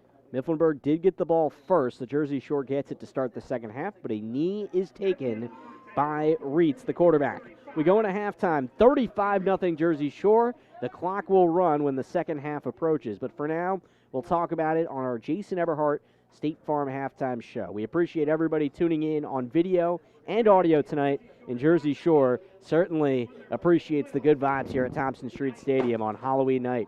35-0, Bulldogs in cruise control, and we're back on the Bear after this. Cell phone on the fritz? Try and save it with a stop at Montour Wireless in Williamsport. Owner Steve Maliza can usually fix your problem in about an hour. Cracked or broken screen, water damage, problems with charging ports, new battery. Odds are you'll walk out of the store smiling. Montour Wireless can now replace the back glass on your iPhone 8 or newer cell phone. Turnaround time for that service, 24 hours. Steve also fixes computers and offers cell amplifiers and accessories. Montour Wireless, 1307 Washington Boulevard, Williamsport, 570-322-1020. KFC's Colonel Sanders here. We all love sitting down to a home-cooked meal with family, but there's rarely enough hours in the day to do the cooking. So let me do the cooking for you. Well, not me personally, that's just a turn of phrase. Your KFC will do the actual cooking. The point is, let someone else do the home cooking for you. Come to KFC and pick up a $20 fill-up. That's 8 pieces of chicken or 12 tenders and all the fixins to feed your family. Order ahead or use contactless delivery at KFC.com. Limited time only at participating locations only. Prices may vary. Tax and substitutions extra. Delivery service and additional fees apply. Call 570-753-5722. TLC Fuels, a family-owned business since 1998, serving residential, farm, and commercial customers from their Jersey Shore location just off of Route 220 at the Pine Creek exit. Fuel oil, diesel, and gasoline, hard coal. TLC Fuels dedicated to providing friendly, satisfying service to all other customers. TLC Fuels proud to be a supporter of the Jersey Shore Bulldogs. 570-753-5722. It's time for some straight talk. Look, we all know the sound. It happens. Your phone. You fumble it, crack it, splash it. Well, Straight Talk Wireless's new Platinum Unlimited plan includes phone protection that covers those kinds of mishaps. Just $65 a month for unlimited talk, text, and data, plus more features, like 20 gigs of hotspot and 100 gigs of cloud storage, all on the best networks. Straight Talk Wireless only at Walmart. See Mobile Protect terms and conditions at Asurion.com/Straight Talk. Limitations and exclusions apply. Let me ask you a question. What do you see when you look at your car? Do you just see taillights? Or your dog's tail wagging when you first brought him home? Do you see 4 tires or 2 tired kids in the back seat after their first day of school? Other insurance companies just see a car, but a State Farm agent sees what your car really means to you. So why not give it the protection it deserves? Jason Eberhardt, State Farm Insurance, 265 High Street, Jersey Shore, 570-865-5191. Cutting Edge Country, WQBR, Avis Williamsport State College, 99.9 FM. Jason Eberhardt, State Farm halftime show here. Jersey Shore football up 35-0 at the break over its opponent Mifflinburg in the PIAA Quad A District 4 semis. Sam Cooperman, Brandon Barker with you. We appreciate Jason Eberhardt, State Farm, sponsoring us all season long, and that continues and even amplified here in the postseason. Located on the High Street Hill in Jersey Shore, call Jason at 570-865-5191. That's 570-865-5191. And visit InsureJerseyShore.com. Insure with an I. Brandon, first half one-sided, to say the absolute least. Jersey Shore was able to establish the running game early and often for the 5 touchdowns coming on the ground. Also had the safety. How has this Bulldogs team been able to really take it to Mifflinburg? It's just been the defensive pressure. It's been playing the same defense they played in week 1 and week 2 when they allowed a total of 7 points between the 2 weeks, and it's carried on into this. I believe here, if it weren't for the Milton game, I think Short defense would be the same all year long. But other than that, Jersey Shore defensively is just playing spot on. They're making the tackles they need to. They're playing aggressive. They're covering so well. Caden has on that other side, but Cooper Peacock has elevated his game in the last couple of weeks at that other corner spot. We don't talk about Cooper Peacock that much over in that corner spot. Owen Anderson is a great safety, same as Cameron Allison. They're the 2 coming back in that defensive back core that are really good. Hayden Packer is probably the better linebacker between him and Gabe, but as a whole, those 2 together make a lot of tackles, and that defensive line without Carter Peacock has stepped up his game, and especially a man named Ben Webb, a senior who's going to be playing his last game. He transferred. I'll tell the story on him. He transferred down in Florida his sophomore year, came in his junior year, didn't, had to learn the defense really that well, and then actually he didn't even have to, I don't think he did not play football his junior year, had to wait until wrestling season, finally got, cleared by the PIAA to come up and wrestle, and then went into football season this year, and he's, making the most of his senior year. Yeah, certainly a worthwhile story, Brandon, and Ben Webb has been an integral part of that defense that defensive coordinator Alex Jackson manages, and manage it well he does. Jersey Shore has pitched a shutout many times this season, 3 times to be exact, 7 points allowed 2 times, and a season-high 9 points given up against Central Mountain last week. Jersey Shore really handles its business on that side of the ball, and then when the offense is clicking as well, this is a very dangerous team. Brandon, before we go to break, tell me what's going on around the area. Yeah, let's talk about all the District 4 games that played last night and a couple that had to play tonight, just because you want to separate them up neutral-wise. We'll start with District 1. That was the finals this morning, today at 7 o'clock at 1 p.m. Muncie is the District 4 1A champion. They beat Canton 21-16. In District 2A, they in the semifinals that Columbia played last night, they rolled over Lyon Mountain 49-7. And same well that night, South Williamsport played Troy. Troy was in a good battle with them, but South Williamsport towards the fourth quarter pulled away, winning that game 35-18. Those two will meet in a District 2A final next week on possibly between 7 o'clock on Friday or 1 o'clock on Saturday. For District 4 3A, Danville beat Athens 43-0 at 1 o'clock today. Same with Montoursville, who played 1 o'clock today. They trounced over Loyosac, which was called one of the better games this year. They beat them 57-28. And there will be a rematch of this year between Montoursville and Danville in the District 4 3A semifinals. And finally, to your District 4 4A semifinals, Shamokin played last night, and they defeated Selinsgrove at Selinsgrove 15-0, pitching a shutout against Selinsgrove for the second time this year. And other regular season games, because of COVID, they had to cancel a couple. Shikellamy ends the season out with a good win over Midwest, 27-6, in a final at Midwest. Lewisburg and Hughesville, one of the teams that this Mifflinburg team faced, they lost 21-0 to Hughesville, and Lewisburg's not that great of a team either. Obviously they're not in the playoffs this week, so that's. Wait, so Lewisburg lost that game, you're saying? Lewisburg won that game. Okay, Lewisburg won that game. Okay. And Milton, a team that should have faced Jersey Shore, they're making their makeup game against Warrior Run. They beat Warrior Run 20-0, ending their game on a high note. Now, no Lock Haven sports this year, unfortunately. We like calling their games here at WQBR. I know, Sam, you have different opinions than I do, but it's still nice to call college games and I love calling Lock Haven games. I know what you're talking about. I meant more. It's because of the way it's been a couple years, and it just hasn't been the greatest offense for them, and not great defense. Definitely different results in the Jersey Shore team, but I really do love calling their games. Yeah, it's unfortunate we haven't been able to call their games this year, and Coach Kelling's doing a good job with that program. But what's going on the college front, Brandon? On the college front, we got a couple. Let's just talk about the top 25. Clemson survives an upset from Boston College, 34-28. Georgia beats Kentucky 14-3. Michigan State upsets Michigan 27-24. West Virginia upsets Kansas State 37-10. Notre Dame survives Georgia Tech 31-13. They will meet Clemson next week. And right now, as it sits, Ohio State is up 14-0 against Penn State. Now, Penn State is in first and goal, third and goal here at the Ohio State 15. Yes, so we'll see, and I'm sure a lot of the fans that are dialed into us right now are also keeping tabs on what the Nittany Lions are doing against the Buckeyes. Should be a whiteout game. It's unfortunate it's not, but I'd say COVID, to say the absolute least, is quite unfortunate. We're coming back on the Bear Country Sports Network. Jason Everhart, State Farm halftime show rolls along, and Jersey Shore rolls along with a 35-0 lead over the visitors, Mifflinburg.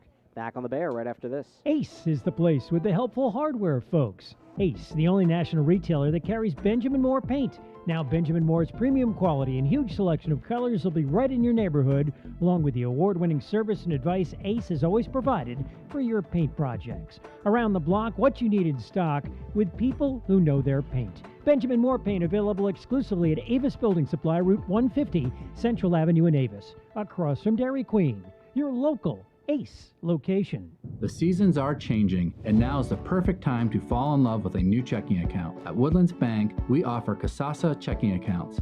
Our Kasasa accounts offer unbelievable rates with great rewards. Now you can open up your account online quickly and securely. Make the switch to one of our Kasasa accounts from the convenience of your home. Branch out. Open your account today. For more information on our Kasasa accounts and to pick the best one for you, visit woodlandsbank.com. Woodlands Bank, member FDIC.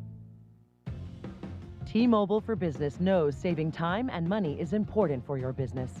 That's why we're introducing Microsoft 365 on Us, now included in our best business plans. With Office apps, Microsoft Teams, cloud storage, and more, Microsoft 365 on Us gives you the tools you need to run your business. Stop by a T-Mobile store today. Qualifying plan required. Contact us to activate. 1 license per line, max 2 per account. Third-party terms apply. See T-Mobile.com for plan details. Mama's home cooking has never tasted so good. Go to Kutz's Kitchen, 318 Wilson Street in Jersey Shore for homemade soups, oil, deli sides, baked goods, and more. Kutz's cheesesteaks will have you hooked. Fudge season is just around the corner, too. All of this at reasonable prices. 570-398-8180 for your takeout order. Kutza's Kitchen, Tuesday through Saturday, 10 till 8. Kutza's Kitchen, Mama's homemade goodness. Go Bulldogs. Let me ask you a question. What do you see when you look at your car? Do you just see taillights? Or your dog's tail wagging when you first brought him home? Do you see 4 tires? Or 2 tired kids in the back seat after their first day of school? Other insurance companies just see a car, but a State Farm agent sees what your car really means to you. So why not give it the protection it deserves? Jason Eberhardt, State Farm Insurance, 265 High Street, Jersey Shore, 570-865-5191. WQBR 99.9 FM. Sam Cooperman, Brandon Barker are back with you on the Bear Country Sports Network. Jersey Shore football has a 35-0 lead over Mifflinburg at the halfway point. Halftime show courtesy of Jason Eberhardt State Farm Insurance, located on the High Street Hill in Jersey Shore. And visit insurejerseyshore.com to find out more. Well, Brandon Barker and I have watched this Jersey Shore team really just pick apart Mifflinburg on both sides of the ball. Jersey Shore running the ball well tonight, and that wasn't the case last week. Didn't run the ball as much last week. That wasn't as much a part of the game plan in the 21-9 victory against Central Mountain. This week, 4 of the 5 touchdowns coming on the ground. And Brady Jordan, the sophomore, Brandon, is having a field day. 3 TDs for the sophomore. Yeah, but we'll also mention that Cameron Allison is doing the boatload of the work on the running back. But still, that's great to have 2 running backs that can both come in, be productive. It's what they had last year with Josh Malicki and Cam Allison. They had Josh Malicki running most of the load, and then Cameron Allison would come in and score the touchdown. That's how it's been for years for this Jersey Shore team, especially Coach Tom Gravish. He loves having 2 running backs that can run for him, and I'll give credit to Coach Bob Lundy, who is the running backs coach here. He coaches these guys up pretty well. They, produced Dawson Seacrest last year, and they're producing Hayden Packer, who stepped in to become the fullback this year. So, running back wise, they are really good. What I'm really loving seeing though is the offensive line picked up their game this week. You know, they've had a couple blows to their offensive line. They lost Preston Wool. Eddie Woodring hasn't been really doing that well. He's picked up his game a little bit.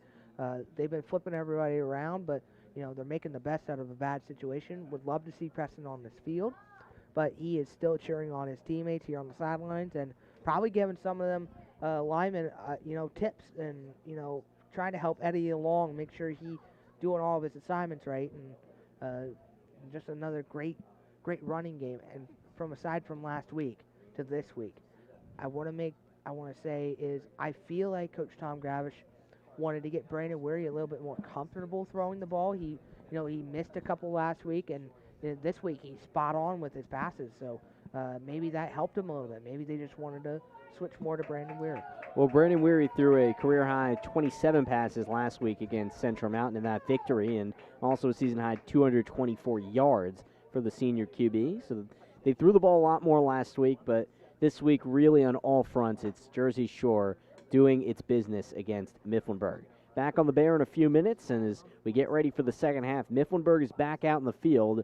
The Bulldogs are walking across Thompson Street right now and walking onto the field where they try to play one more half of football with a running clock and then get ready for Shamokin if all holds true. Back on the Bear right after this. Want to sell your house? Want to buy a house? Then call the Dave Winkleman team at First Choice Real Estate in Jersey Shore. Dave's a graduate of Jersey Shore High School. He and his wife Jen live in South Avis, and the parents of 7 children. So the Dave Winkleman team is motivated to market your home and find you a new one. 570-295-4422. Ask Dave how he can guarantee your home will be sold in 90 days. Dave Winkleman team at First Choice Realty in Jersey Shore, ready to serve you. 570-295-4422. You're probably not ready for winter, but we are. Hollick's Coal and Fuel Oil Service has been a Jersey Shore fixture since 1950. Hollick's is known for its fast and reliable service. We provide coal, heating oil, kerosene, mixed kerosene, and off-road diesel. 5 different sizes of coal, all stored under roof for the highest quality. Hollick's Coal and Fuel Oil Service, 248 Locust Street in Jersey Shore, 570-398-1190, and online at hollickscoalandoil.com. Since 1925, Erie Insurance has been providing protection for you and your family. Auto, home, life, business, and flood insurance. Annuities, too. Get a great price and the service you expect from Erie Insurance. Available from your local Erie agent, Figure Insurance Agency in Lock Haven, serving the area for the last 56 years. Find out why over 90% of Erie Insurance customers renew year after year. 570-748-3570. Get a free quote. Figure Insurance Agency, 511 East Church Street, Lock Haven. Now open, the Jersey Shore home of Ready Treddy, K&W Tire and the Old Stouts Pro Auto on Main Street. Providing full service for cars and light trucks, K&W Tire Jersey Shore stocks Cooper, Falcon, Hankook, and 4 other tire brands. Special orders available. Family owned and operated K&W Tire, now open in Jersey Shore, 335 North Main Street. Appointments preferred, walk-ins available, 570-865-5315. K&W Tire. We do tires and more. The Bear, WQBR. Sam Cooperman, Brandon Barker back with you on a chilly Halloween night at Jersey Shore's Thompson Street Stadium. 35-0 halftime score. The Bulldogs sprint back out on the field. The stretching clock is ongoing, and we're almost set for the second half with Jersey Shore trying to put a bow on this game against Mifflinburg, where the Bulldogs, Brandon, have put together a much-needed one-sided performance. Things have been dicey the last 2 weeks, even with an undefeated record. Yeah, and they just come to execution. You know, they trying to run the ball up the middle. They didn't really run it too much last week, as you noted, Sam.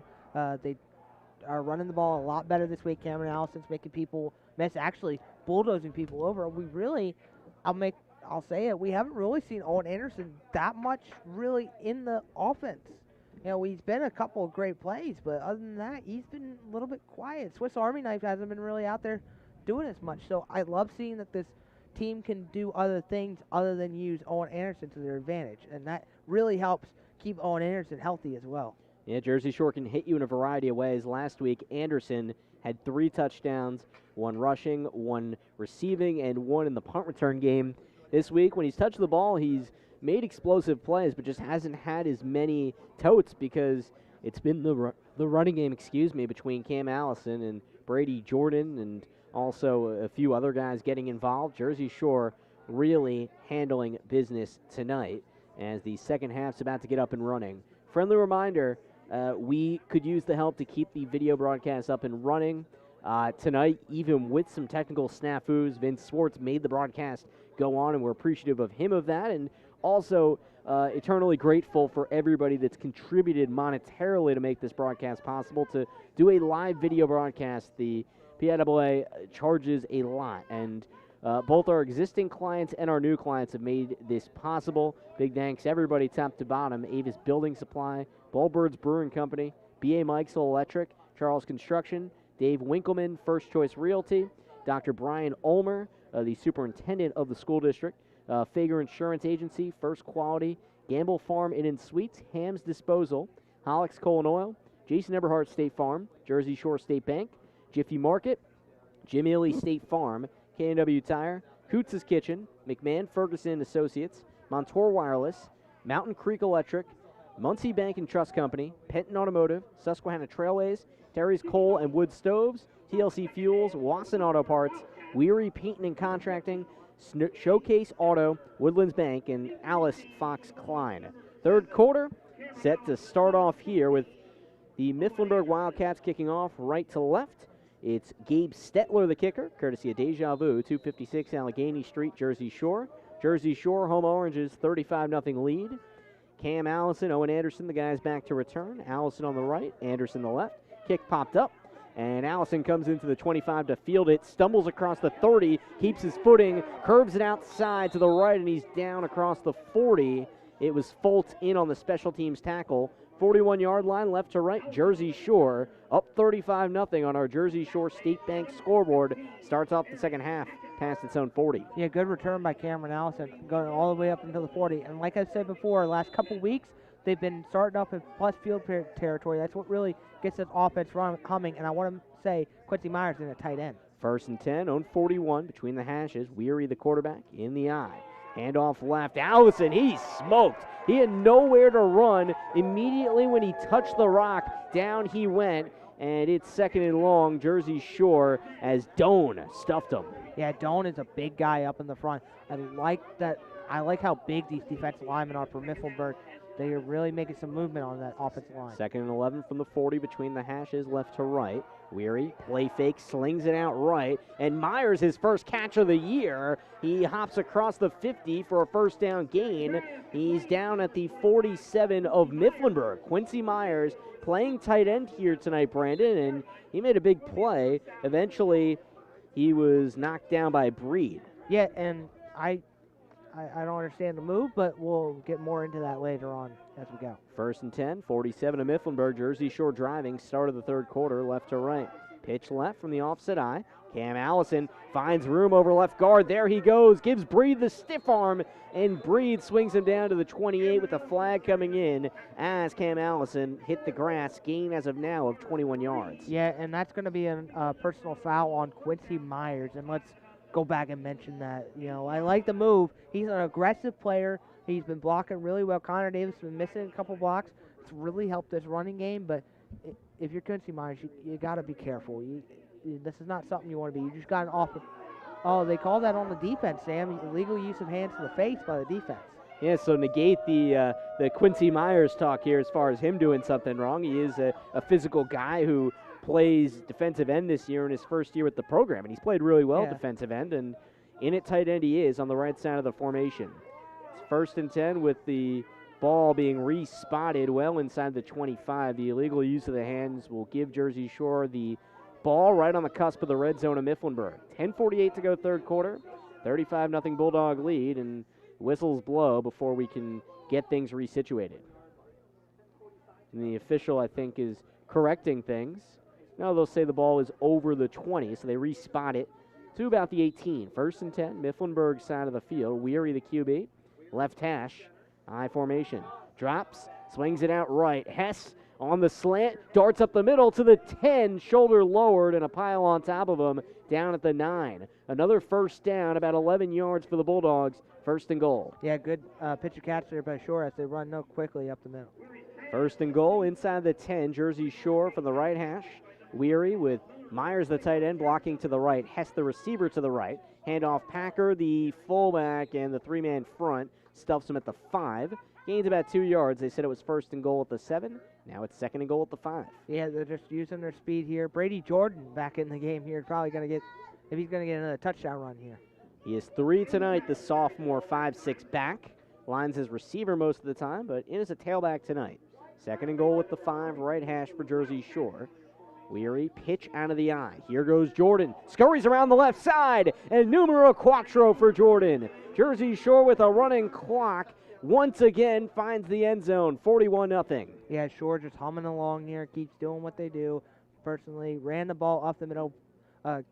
Brady Jordan got another touchdown here, number 4 on the night. And for Cameron Allison, he don't get all the touchdowns either, but he was the one who really made that drive go. He had 3 coming into this game, and Jordan once again strikes.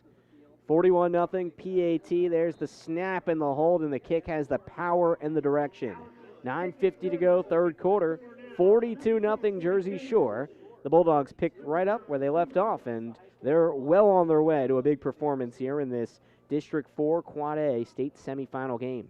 Back on the Bear right after this from Thompson Street Stadium. Bulldogs 42-0 lead. Susquehanna Trailways has part-time and full-time opportunities available for motor coach and school bus drivers.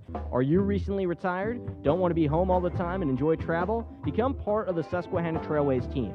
Contact Susquehanna Trailways by calling 570-753-5125 or email charters@susquehannabus.com. They will train for free and offer performance bonuses too. Call Susquehanna Trailways at 570-753-5125. Read the latest Good News Positively Pets magazine anytime. Go to BearCountryGoodNews.com. Published every month by Bear 99.9 FM. Sam Cooperman, Brandon Barker back with you at Jersey Shore's Thompson Street Stadium. The Bulldogs have come back to life. 42-0 lead on Halloween night over Mifflinburg here in the district semifinals. Kickoff left to right from Cam Allison. Fielded on the run at the 20 by Miller. Good burst up the middle across the 35, and he's eventually spotted down at the 37. I correct myself. That's Austin Osman, the up man. The tight end had a good jolt of speed to spring him near the 40. Right to left, Mifflinburg takes it. Third quarter has 9:45 to go, and they're down 42-0 here. Yeah, we really haven't talked about Osmond really that much tonight, but it looks like he has a really good amount of speed. They just haven't used him as well on the offense. I want to give credit to him. 7 total seniors in this Mifflinburg team. Osmond, one of 3 that are first-time players for the Wildcats. They get a lot of work out of a small number of guys that are on the roster. 1st and 10 on 38. Pitch out left from the eye, and nothing doing. It's Fulton at tailback, and he is smothered. Hayden Packer and Dalton Dugan come together for the tackle. 2nd and long after maybe a yard gain up to the 39. Yeah, they brought Fulton there. They ran the outside, used his speed, didn't get much, and now they're going to bring back in Colin Miller and Osmond in the game. It's 2nd and, we'll say, about 9 here, near their own 40. Mifflinburg has yet to pick up a first down tonight. Already in the 3rd quarter, and time is ticking for the Wildcats. Reitz lines up in the shotgun with 4 to the right, empty backfield, Miller to the left. Takes the snap, looks right, then left, and lobs it up about 2 yards too far for Miller to catch up to it. He had an open lane in front of him if he could haul it in, but he could not. 3rd and 9, Mifflinburg. Yeah, that was a great play design there. Got Caden Hess off his feet a little bit and had him down the middle, just overthrew him too much. Mifflinburg here, they're in a normal situation where Shore usually has them and just can't find anything offensively. And the clock is running. The score well over the 35-point benchmark to where in the PIAA you need to lead by, and once the second half strikes, then that clock doesn't stop on incomplete passes, and other times the clock ordinarily would. 3rd and 9 on 39 for Reitz. He's back under center in the eye. Goes back, and he swung it down. Quincy Myers back at the 30, claps his hands as the defensive end comes up with the sack, and Reitz is pulled down to the grass yet again, and a punt is on the way. Yeah, I don't know what happened there, but he came completely unblocked, and Quincy Myers, who's done great wonders for this defense all year long, comes down with the sack on Reitz. And here's the punt formation. Colin Miller is the punter, and he's been busy on that end tonight. He's got a pretty powerful leg. Gets a clean snap, gives it a go, end over end, back to Jersey Shore's 30, where Dugan retrieves it, tries to run at the left side, but an ankle tackle promptly brings him right back to the ground. It was applied by Aaron Hackenberg, and Jersey Shore marches left to right with a 42-0 lead in hand. 7:19 to go in the 3rd. Yeah, well, we're going to see Connor Davis come back in the game as tight end. I believe they only had just to see what Quincy Myers could do on that tight end spot. Obviously, it worked out for him, but we get to see Connor Davis back in the game. 1st and 10 on 38. Jersey Shore has scored on all but 2 drives tonight. I formation between the hashes for Erie and company. 2 receivers set. Play action, flings it out in the flat. Davis, the tight end, makes the snatch, and he's down at the 47 as he extends the ball near the line to gain. 2nd and 1. Connor Davis' first reception of the year. Yeah, and they're finally starting to realize that tight end position is a new spot for them to start throwing the ball to. And Connor Davis and Quincy Myers both made a catch. That's showing something for this Shore offense. Safety Carter Breed was the one who applied the tackle. 2nd and 1, Jersey Shore, own 47, right hash. Weary under center. Packer, the fullback, and tailback is Allison. Handoff out left. It goes to Cam Allison. Tries to jolt right. He does, and finds yardage for a first down to the 49. And Mifflinburg had to make a U-turn, but Cam Allison able to gather 4 yards and a first. They're just doing what they basically do. It's just power football up the middle, run it with Cam Allison, bring Brady Jordan in once in a while. We finally get to see this offense go to where they need to. I see Ben Webb come in at guard. And Gabe Packer is playing fullback, not his brother Hayden, who ordinarily does. 1st and 10, 48 of Mifflinburg. Weary from the eye. 3-step drop, looks left, floats it to the sideline, too far for Dugan to catch up to. Had the linebacker Miller as well as the corner Griffith in the area. It's 2nd and long, Jersey Shore. Yeah, that's another wrinkle we could see here. Ben Webb stepping in an offensive lineman, that just brings another level to this offense. And Gabe Packer, in case something happens to his brother, you always want to back up fullback. Clock running, 5:40 and counting in the 3rd, 42-0 lead. 2nd and 10, 48 of Mifflinburg. Jersey Shore at the right hash. Weary, play fake, swings it out right towards the sideline. Hess with the grab and able to motor his way to the 35 for a first down. Caden Hess, 13 more yards to his District 4 leading stat line and a new set of sticks. Yeah, and Caden Hess is, like I've said before, he's going to be All-State again this year, and he is grinding up some attention, but he is a great receiver for this team. Playing without sleeves on a 38-degree night. 1st and 10, 35 of Mifflinburg, right hash for Jersey Shore. One in the backfield from the gun. Allison takes the handoff, and he's bunched up at the 32. We'll see where forward progress gets him. It's right about there, so that's 3 yards. 2nd and 7, Jersey Shore. And this is the one thing that Shore really gets to do well with the running clock. They can do whatever they want. They can run the ball, they can pass the ball without the clock stopping. They have everything at their disposal. 2 receivers each way from the shotgun. It'll be snapped at the 32. Peacock and Hess the guys to the right. Anderson as well as Dugan to the left. Allison in the backfield. Anderson in motion from the left. Gets it on the jet sweep. Runs around right guard. Has room to the sideline and forced out of play somewhere around the 25. That gets Jersey Shore a first down. They save the 23 for 10 yards and a new set of chains. I want to say something. I want to ask you this, Sam. How often do we really see Owen Anderson go on the ground? He is a tough man to bring down. Yeah, a lot of strength on Anderson. 1st and 10, 24 of Mifflinburg. Jersey Shore from the shotgun. Quick snap. Allison, the tailback, gets it, and he is smoked. The ground might have assisted Cade Dressler on the tackle. Might have slipped on a pile of mud, but picks up a couple yards for 2nd and 8 around the 22. And this is showing that Shore can slow down their offense a little bit. They can use time of possession, and this is what I really want to see earlier in the game, but their offense hums when it's no huddle. Saves up to the 20. 2nd and 6 from the 20 of Mifflinburg. Jersey Shore left to right. 4 receivers set. Inside handoff. Allison, oh no, down he goes. He had a Tanyuk on his back, and then Miller came over for that extra force and might have lost a few yards. He did. They'll call that all the way back inside or outside the 20. It's to the 23. Jersey Shore going left to right. And that was a bad, I want to be honest here, that was a bad play. Cameron Allison got hit head first by Colin Miller, and I believe that should have been thrown. The referee looked right at it. 3rd and 9. They'll say he lost a lot of yards. Weary takes the quick snap, lob over the middle, open room, but in and out of the hands of Dugan. Had touchdown number 2, but couldn't caress that ball across the goal line. Incomplete pass, 4th and 9, Jersey Shore working at around the 25-yard line of Mifflinburg. And, you know, you're up by so much. I think you should try Cameron Allison down this distance. Why not? You know, I mean, you know you're trying to score more points as much as you can for an offense, but give Cameron Allison a try here. Let's see if maybe he can make it. Oh, a lot to be positive about, Brandon. 42-0 lead. 4th and 9, 23 of Mifflinburg from the right hash. Jersey Shore keeps the offense out there. Weary rolls left, off balance, launches, tip ball incomplete. Cannon Griffith got a paw on there, and Jersey Shore tried to find it across the field. Could not. Turnover on downs, but the scoreboard with 2:22 to go in the third is 42-0 Bulldogs here, looking for a trip to the district finals. Yeah, and they're going to probably get that district trip against Shamokin here at home next week. That's what it's looking like right now, but for Mifflinburg, they've got to find something here on offense. It's the end of the year. Try anything you can to win. Get all your seniors out there, too, as well, because this is probably going to be their last home game. But what a great game by Shore. They're just doing everything right, and we see Connor Davis in the game. Yeah, we'll start calling out replacements because Jersey Shore has ample time to empty the bench tonight. Also, not Tyler Walker. Owen Bloom is there. Derek Stetz.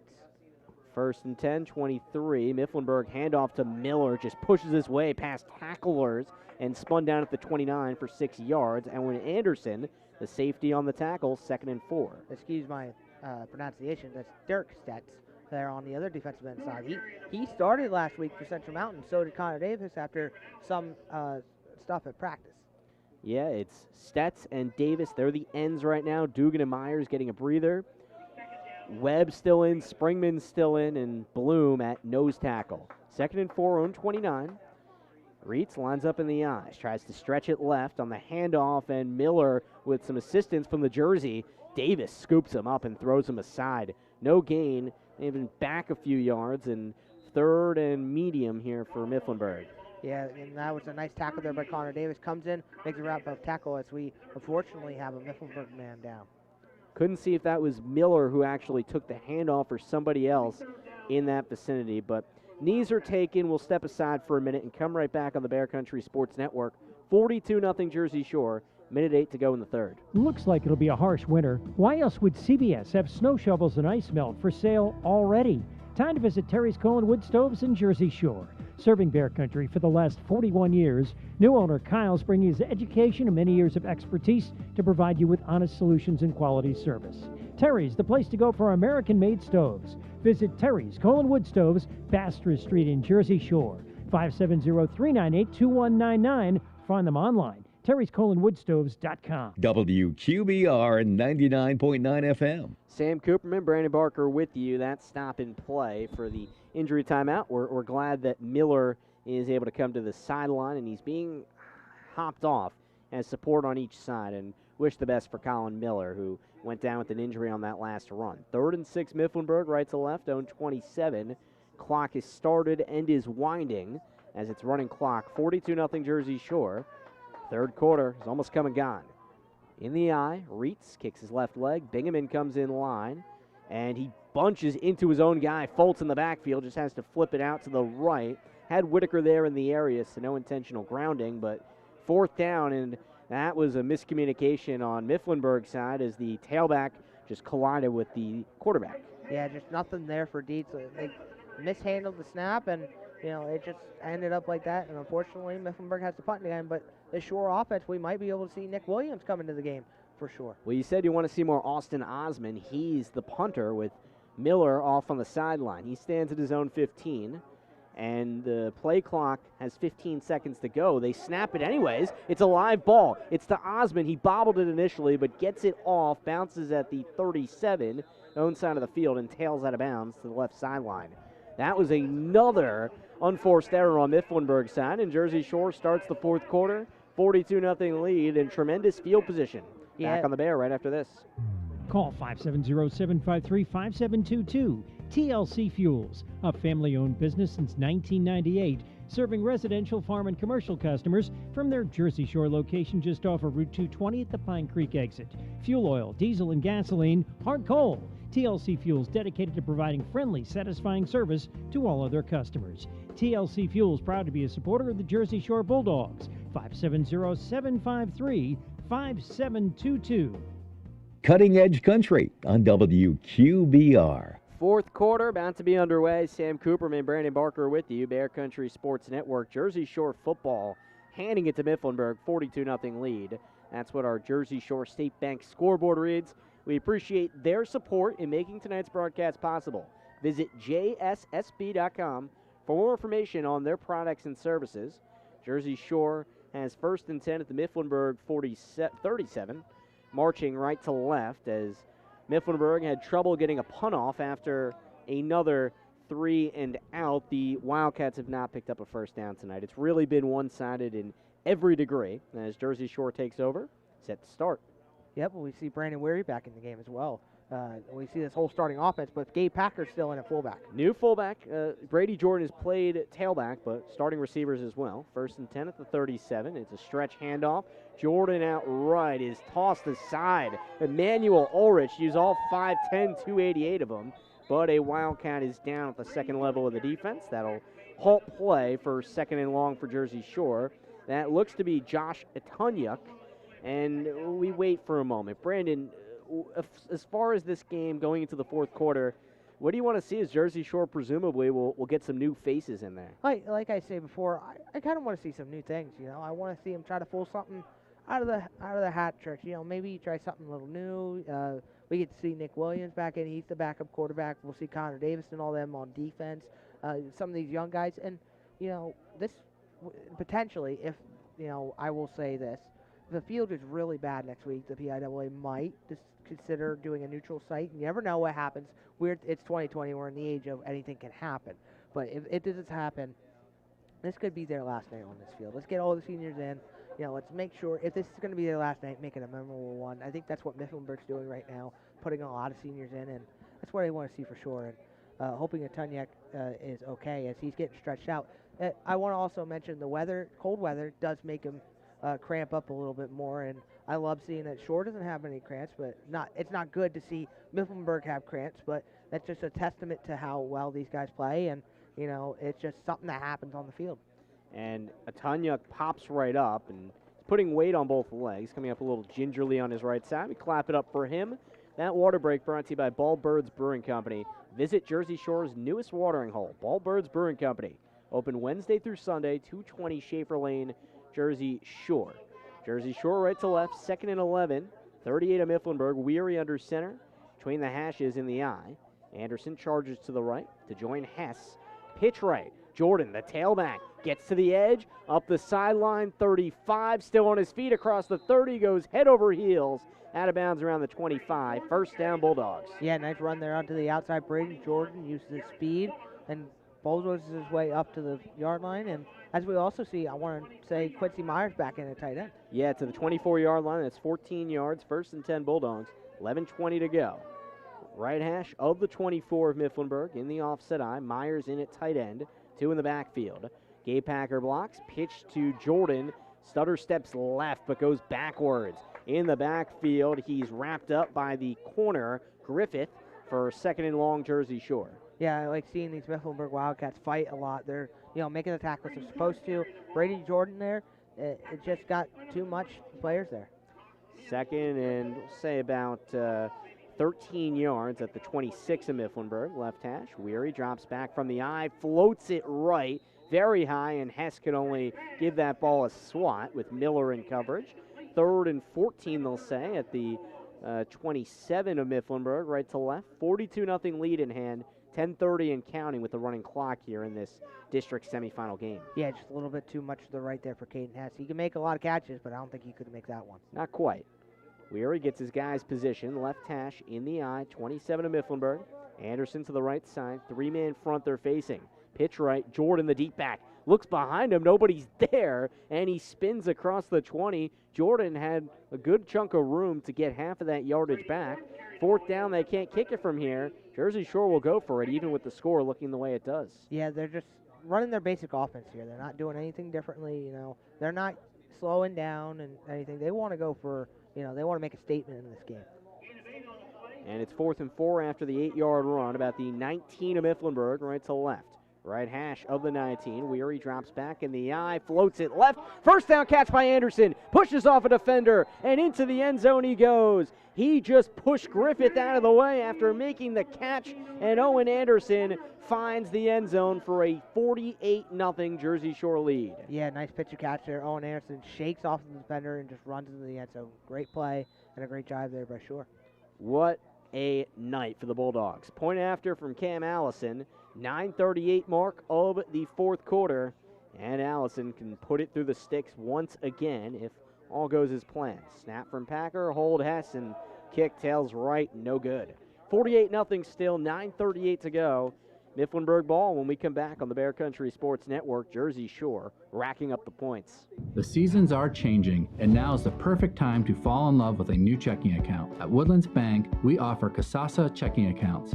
Our Kasasa accounts offer unbelievable rates with great rewards. Now you can open up your account online quickly and securely. Make the switch to one of our Kasasa accounts from the convenience of your home. Branch out. Open your account today. For more information on our Kasasa accounts and to pick the best one for you, visit woodlandsbank.com. Woodlands Bank, member FDIC.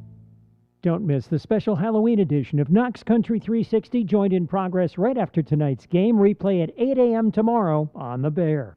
Sam Cooperman, Brandon Barker back with you. Jersey Shore's Thompson Street Stadium. The Bulldogs look to be on a path against Shamokin next week here for the district final. For now, try to conclude this semifinal game with a 48-0 lead and potentially counting. For now, they kick off right to left as fire trucks circle the field. We'll talk about that in a moment, but for now, we await this deja vu kickoff that Cam Allison does the honors on. On the left side, Mifflinburg has Deal and Foltz back there. Foltz claims the ball at his own 20. Left side, he goes from the right to make the catch and jets up to the 30. 4 defenders topple him there. It was Luke Springman on special teams, Lee's brother.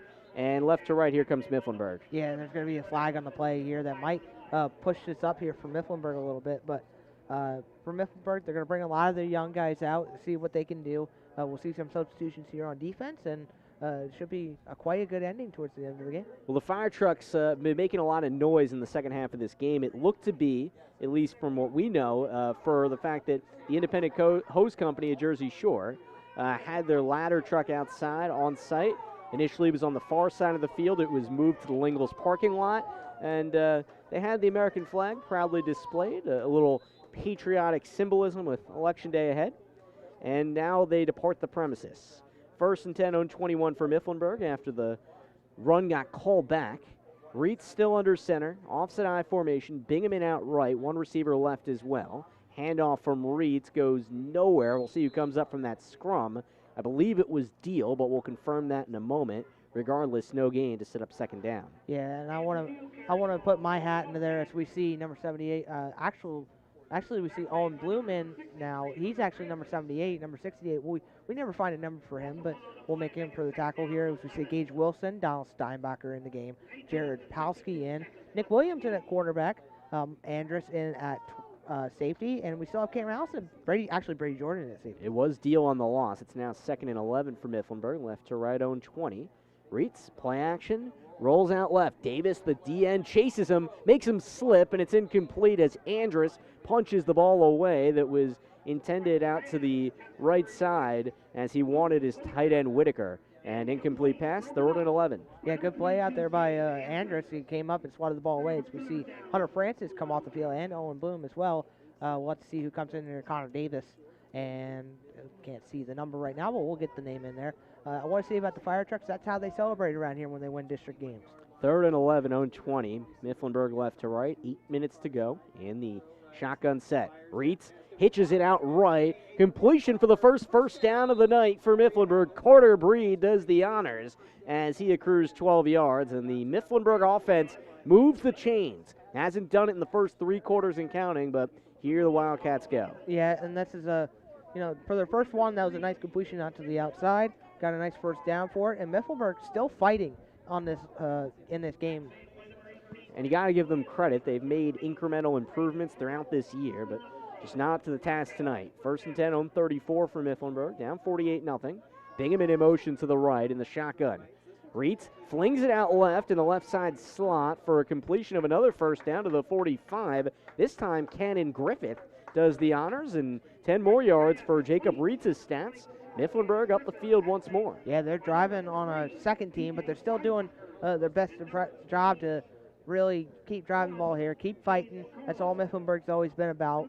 As we also see here on defense, Dirk steps back into the game, and I believe I saw number 66, which would be Dietrich Dahmer, who has not played really much this year for sure. 1st and 10 on 45. Mifflinburg left to right. Shotgun for Reitz. Has Deal to his right side. Takes the snap. Design run for the quarterback. Over right guard. Sprints upfield. 40 at Jersey Shore. Outside the numbers, 35-30. Still going at the 20. And that's where he cuts out of bounds. How about that run from Jacob Reitz? Calls his own number and picks up 25 yards. Yeah, if Mifflinburg's going to go out, they're going to go out fighting, and they're going to be absurd not to leave points off the field here. They're going to try to get a touchdown or a field goal maybe. And the Fire Trucks, as we've now noted, left for a parade for the soccer team. Congrats to the boys team. Won their district semifinal game, 1-0 against Athens. Appreciate those firefighters doing their part and supporting all the sports here in Jersey Shore. 1st and 10, 20 of Jersey Shore. Mifflinburg driving. Right hash to the 20. Screen pass. Reitz out right. It's Deal, who's swung down near the pavement outside the grass field. That could have been dangerous, but out of play he went on the Steinbacher tackle. No gain, 2nd and 10. Yeah, nice right pass to the outside by Dice. Where was this? Oh, we didn't really see much of this all game, but I like seeing more wrinkles into the game. Nice screen pass out there, and got a good gain on first down. It's more gravel than pavement. Should correct myself there. Still, definitely not a surface you want to fall on. 2nd and 9, 19 of Jersey Shore. 5.5 minutes to go. Mifflinburg down 48-0. Shotgun snap from the right hash of the 19. Reitz takes it, charges 15, breaks an ankle tackle, slides down across the 10, and that's enough for a first down. Goal to go for Mifflinburg. The Wildcats looking for their first points of the night. Yeah, Reitz is doing a good job there. That's something we saw last couple of weeks here against Shore's defense. They've been able to just do a quarterback run up the middle and power their way up. That's what Mifflinburg's doing now, and it's working for success for them as we see Eddie Woodring come in at defensive tackle. Well, that's a run of 12 yards. 1st and goal from the 7 of Jersey Shore. Right hash for Reitz and company. Deal in the backfield to his right. Griffith and Bingham the right side receivers. Reitz takes it himself again out the right side, and he's pushed out of play onto that gravel surface for maybe a yard or so. Jordan forced him out of play. And right there, it's 2nd and goal for the Wildcats. Yeah, let's see what the second team defense for sure, how well of a goal line stand they can make. For these young guys, this is something you're looking for all year long. Prove yourselves that you can make a goal line stand against a good offense for Mifflinburg if you're facing, the second team. But First Quality post-game show is on the horizon, so stick around for that. 2nd and goal at the 4 for Mifflinburg right hash. Reitz takes the shotgun snap, looks left, throws it. His receiver fell down. Breed had the inside position as he was working on Cade Vicolo, but he slipped on this grass. Incomplete, 3rd and 4. Yeah, that's going to be 4 down territory for Mifflinburg, but they're doing a good job. They keep fighting. I love seeing this fight out of Mifflinburg. They need to keep doing this, and this is the end of their season. They want to go down with something to go with. 48-0, they're down, and 3.5 minutes is all that's left of Mifflinburg's 2020 campaign. 3rd and goal, Jersey Shore 4, right hash. Reitz takes the I formation snap, handoff deal near the goal line. He's yard or maybe half a yard shy. And as you mentioned, Brandon, 4 down territory. Andrew Breed was tripped up the middle. Yeah, and that should have been a touchdown, but nice play by, couldn't believe who I heard made that trip up, but still a nice play to trip him up and keep it short. This is going to be what really proves you to Coach Alex Jackson and if you could play on this defense or not. 4th and goal, Mifflinburg, Jersey Shore 1, looking for their first points of the night. Reitz, the keeper, through the middle, has a crack and has a touchdown. Jacob Reitz, the Mifflinburg faithful braving the cold tonight, get to cheer on their senior quarterback who finds the end zone from 1 yard out, 48-6. Yeah, nice touchdown run there. Actually just followed behind his lineman. They pushed him all the way up and got a nice touchdown. Good to see Mifflinburg get on the board here. It sucks that they don't have Jersey Shore doesn't have a shutout, but would rather see Mifflinburg have some points here tonight. And they'll try to take the PAT here, as Reitz is the holder. Stetler is the kicker. And they take the point after. Snap, hold, kick, all perfect. 48-7, Jersey Shore all over Mifflinburg, but the Wildcats don't leave with a goose egg on their side of the scoreboard. 2:58 to go, running clock. Jersey Shore will put a bow on tonight's game, and then we'll go to our post-game show courtesy of First Quality. Back on the Bear right after this from Thompson Street Stadium. B.A. Meixel is a local residential, commercial, and industrial electrical contractor. With over 10 years servicing north central Pennsylvania, B.A. Meixel has built relationships with home and business owners in Jersey Shore and beyond. Trust B.A. Meixel's trained electricians for all of your electrical needs. Take advantage of their industry-leading warranties. Call 570-398-7837 today to find out more. B.A. Meixel Electric, a proud supporter of Jersey Shore sports. WQBR 99.9 FM. Jersey Shore football up 48-7 now after the 1 yard run by the quarterback Jacob Reitz for Mifflinburg. And the Bulldogs receive a kickoff on the right side.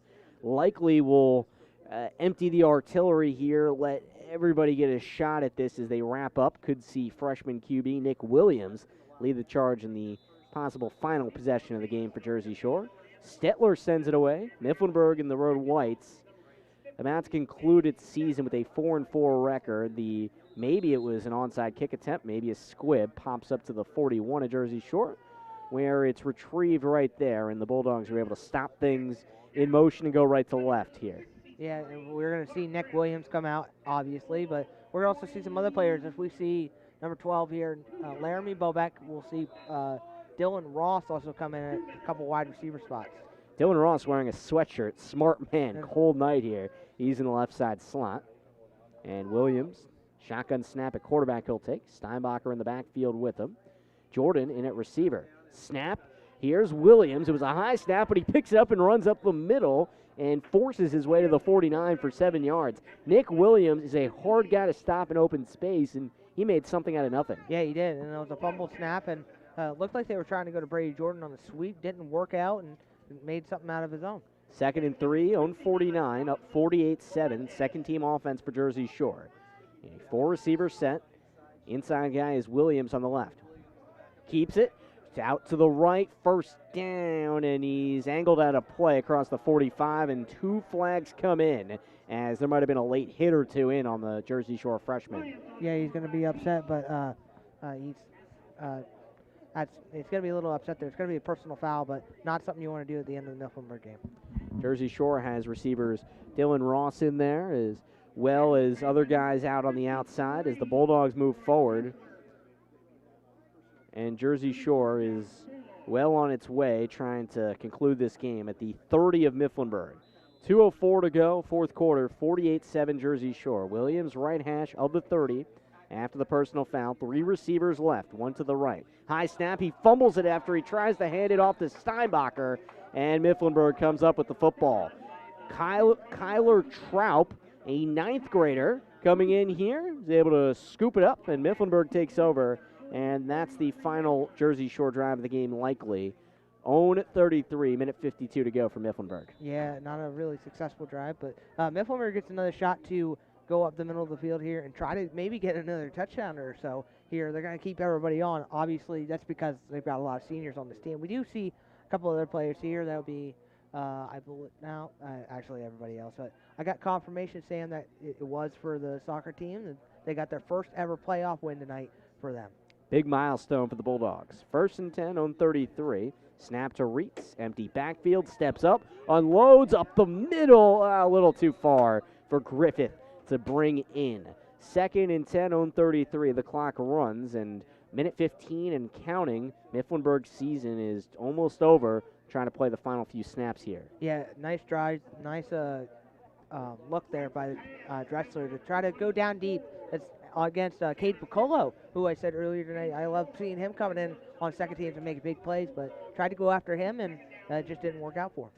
2nd and 10 on 33. Mifflinburg senior Jacob Reitz, one of 7 seniors on this district semifinal team. Takes the snap from the left hash. Looks back, flings it out right. High ball, but gathered by Griffith. Short of the sticks, but down at the 39 after Williams pushes him down. And he gains about 6 yards for 2nd and 4. Third and 4, rather. Yeah, good hit there by Nicholas Williams to stop him short here as time starts ticking down here. Maybe one more play here from Mifflinburg. The game and play clock differential is about half a second, so Mifflinburg, unless it takes a penalty, will have to run one more play. They do. Reitz comes up to the line. It's the shotgun formation. Darup to his right side of the backfield. Bingham in motion left. Hit by a snap.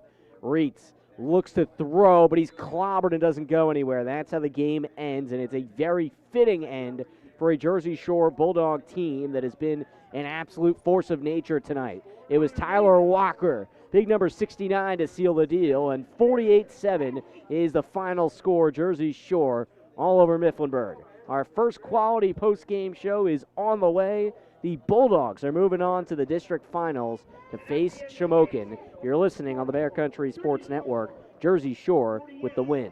Now open, the Jersey Shore home of Ready Treddy, K&W Tire and the Old Stouts Pro Auto on Main Street. Providing full service for cars and light trucks, K&W Tire Jersey Shore stocks Cooper, Falcon, Hankook, and 4 other tire brands. Special orders available. Family owned and operated K&W Tire, now open in Jersey Shore, 335 North Main Street. Appointments preferred, walk-ins available, 570-865-5315. K&W Tire.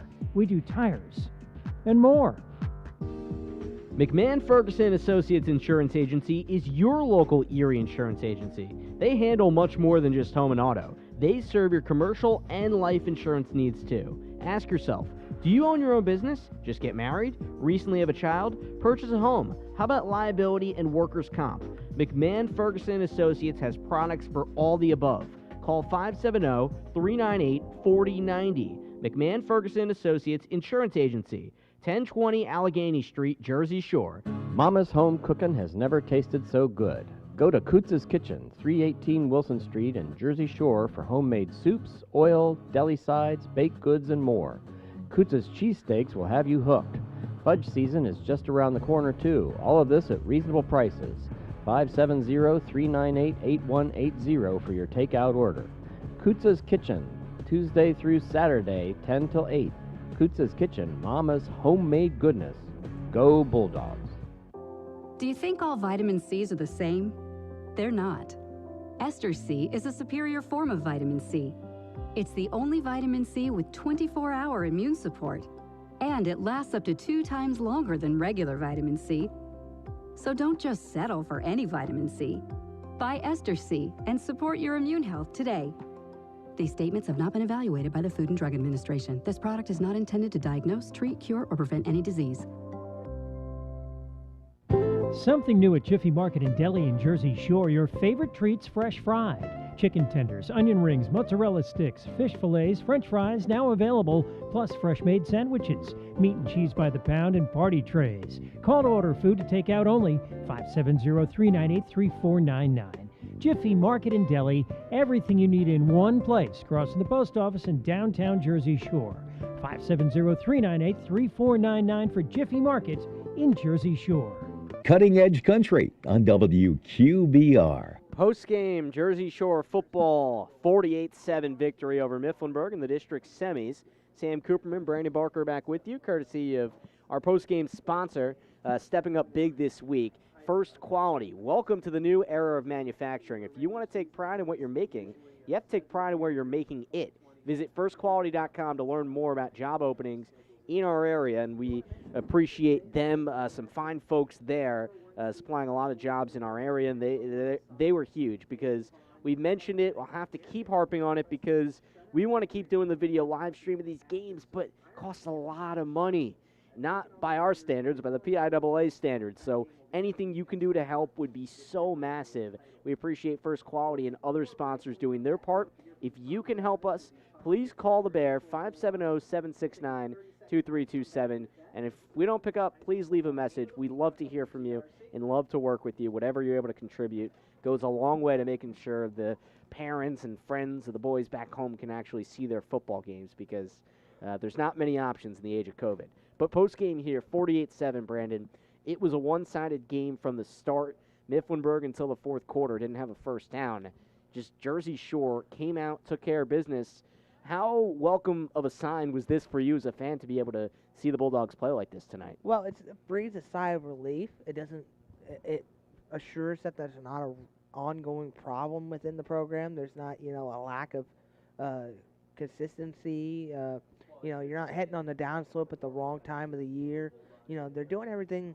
It just reinvigorates your whole. It reinvigorates yourself as a fan, and you can go into next week against Shamokin here at home, and you can say, hey, we've seen Shamokin before, and this is how great our offense is going to play again. We should be able to knock them dead off their socks. So as a fan, I love seeing this, but as a broadcaster, it was a good game for both of them, even if it was lopsided. Yeah, Jersey Shore winning 48-7, the 7 on Mifflinburg side coming on the second and last drive of the game for the Wildcats. Jersey Shore scoring recap, well, Brady Jordan found the end zone 4 times with his legs. Cam Allison did a lot of the running really in the middle of the field, and Allison also had a touchdown to his name, his 4th of the year. Jordan's up to 7 rushing touchdowns and 2 in the air from Brandon Weary. He hit Dalton Dugan on one and Owen Anderson on another. The Bulldogs put a lot of points on the board and also had a safety in there, courtesy of Dugan, in that first quarter. Jersey Shore takes care of business tonight, and it's on to a matchup with Shamokin here in the finals next week. We'll take another break, and here in our First Quality post-game show, we'll come back and preview next week's matchup, Jersey Shore and Shamokin, for the right to play in the state playoffs, where Jersey Shore's been the last 2 years. They'll try to make it 3 times in a row there. Back on the Bear right after this. Now open, Wasson Auto Parts in the old Woolrich Mill on Schaefer Lane in Jersey Shore. Find quality OEM parts for your late model car or truck in our huge indoor facility. All parts already pulled from the vehicle and laid out on shelves for your convenience. And you'll save up to 75% off of a new part from your car dealer. 570-398-AUTO. See our parts inventory at WassonAutoParts.com. The new way to keep your car or truck on the road, do it yourself. Help from Wasson Auto Parts in Jersey Shore. Susquehanna Trailways has part-time and full-time opportunities available for motor coach and school bus drivers. Are you recently retired? Don't want to be home all the time and enjoy travel? Become part of the Susquehanna Trailways team. Contact Susquehanna Trailways by calling 570-753-5125 or email charters@susquehannabus.com. They will train for free and offer performance bonuses too. Call Susquehanna Trailways at 570-753-5125. Since 1925, Erie Insurance has been providing protection for you and your family. Auto, home, life, business, and flood insurance. Annuities, too. Get a great price and the service you expect from Erie Insurance. Available from your local Erie agent, Figure Insurance Agency in Lock Haven, serving the area for the last 56 years. Find out why over 90% of Erie Insurance customers renew year after year. 570-748-3570. Get a free quote. Figure Insurance Agency, 511 East Church Street, Lock Haven. You're probably not ready for winter, but we are. Hollick's Coal and Fuel Oil Service has been a Jersey Shore fixture since 1950. Hollick's is known for its fast and reliable service. We provide coal, heating oil, kerosene, mixed kerosene, and off-road diesel. 5 different sizes of coal, all stored under roof for the highest quality. Hollick's Coal and Fuel Oil Service, 248 Locust Street in Jersey Shore, 570-398-1190, and online at hollickscoalandoil.com. B.A. Mikesell is a local residential, commercial, and industrial electrical contractor. With over 10 years servicing north central Pennsylvania, B.A. Mikesell has built relationships with home and business owners in Jersey Shore and beyond. Trust B.A. Mikesell's trained electricians for all of your electrical needs. Take advantage of their industry-leading warranties. Call 570-398-7837 today to find out more. B.A. Mikesell Electric, a proud supporter of Jersey Shore sports. The Bear, WQBR. First quality post-game show. Sam Cooperman, Brandon Barker with you. Jersey Shore football, 48-7 trouncing of Mifflinburg in the district semis. It's on to the district finals against Shamokin, an opponent that Jersey Shore kicked off its season here at this spot, 41-7 back on September 11th. So, Brandon, since that game, it feels to me like Shamokin has played a lot better. They've really found their footing, and from thinking back to that game, and I'll certainly have to go back and look at the tape and all that kind of stuff, it felt like a game that Shamokin very well could have tightened that score. Jersey Shore's definitely outplayed the Indians that time, but it didn't feel like as lopsided a game as the score may have showed. Yeah, and they played really great defense, and Hynoski's got that team really ramping up lately. And it all starts by playing great defense, and they've got to find a way to stifle this Shore offense. Central Mountain did it. Shikellamy did it, and Shamokin's saying, hey, if they could do it on the second time, we can do it on the second time. And I haven't really seen any video on Shamokin's offense, but it looks like it seems to me they found something, working for them. And all it takes is for Shore to be down by 2 points. That's all it takes for most of these teams, and they could probably have a win. So it's going to be a really nice matchup to see. Shamokin hasn't been to a district final since, I'll have to look up when, but I believe since 2011 or 2010. One of the years, I think it was, Steelers Grove ended up going to a state championship. So Shamokin's been in this position before, and I believe they want to be on the winning side of it. But for Jersey Shore, they got to go in, play like it's just another week. Don't act like it's any differently. Just because it's for a championship doesn't mean the mentality changes. You go in, you go win, and you go on to the next week. That's how they were last week. Yeah, well, Shamokin, another team like Mifflinburg that was moved from 3A to 4A. They're on a collision course with the Jersey Shore Bulldogs, and it should be interesting to see what happens in a battle of these two teams that started this COVID-laced season off back here in mid-September when the weather was nice and warm. It's not tonight as we're bundled up, or at least I am. Brandon's wearing a sweatshirt, and it seems pretty content on. We're close. We're close to going and turning on the heater on real quickly. You think you've have you changed your mind on the lack of a jacket? Whatever point I was making, I think I've made it by now. Okay. All right. Fair enough. Well, credit to you for braving the cold. I like to stay warm. Either way, Jersey Shore wins 48-7. Big thanks to First Quality for sponsoring this post-game show. Before we sign off, have to remind you again, not that I like hounding you for money. Believe me, I don't. It's probably one of my least favorite things to do. But I also don't like handing a massive check to the PIAA unless we can call a game. And we will hand that check to them if we're calling a game on the live stream, to be clear. But my point being that it's going to be tough to get the video live stream back up and running next week, but we need your help to do it. If you can help us in any way to contribute to this $2,000 cost, that's what we had to do tonight. We did it. We appreciate the sponsors for coming through. 570-769-2327. Whatever you can contribute goes a long way to keeping us on the YouTube live stream, as well as on the FM dial and on bear999.com. Yeah, I want to help you out with that, little Sam. We want you to be able to not only hear the game, but we want you to watch these kids play, because it's not a fair opportunity that not everyone can be here. So we want you all to be able to watch these kids play, because this is something, I personally believe this is going to be something special within the next couple weeks. Yeah, Jersey Shore is the number 1 ranked team in 4A as it currently stands. Haven't lost a game this year, and they're number 3. I checked the rankings the other day, and I believe they're number 3, but still, that's up in the top of the class. I saw the number 1 on Twitter. Why do you have to ruin that moment? I don't. You didn't have to ruin I'm that sorry, moment. We Sam. could have let that go. No, they're an elite team. It's coming off a state semifinal appearance, so it's an exciting time for the Jersey Shore Bulldogs, and looking forward to seeing how it matriculates. And we love your help in keeping the video of it, because, like Brandon said, we have a lot of folks at home that can't be here in the age of COVID, and certainly whether it's them taking precautions for their safety or just simply the numbers are limited for them here at Thompson Street Stadium. We want everyone to watch the boys Or the play. fact that it's cold, too.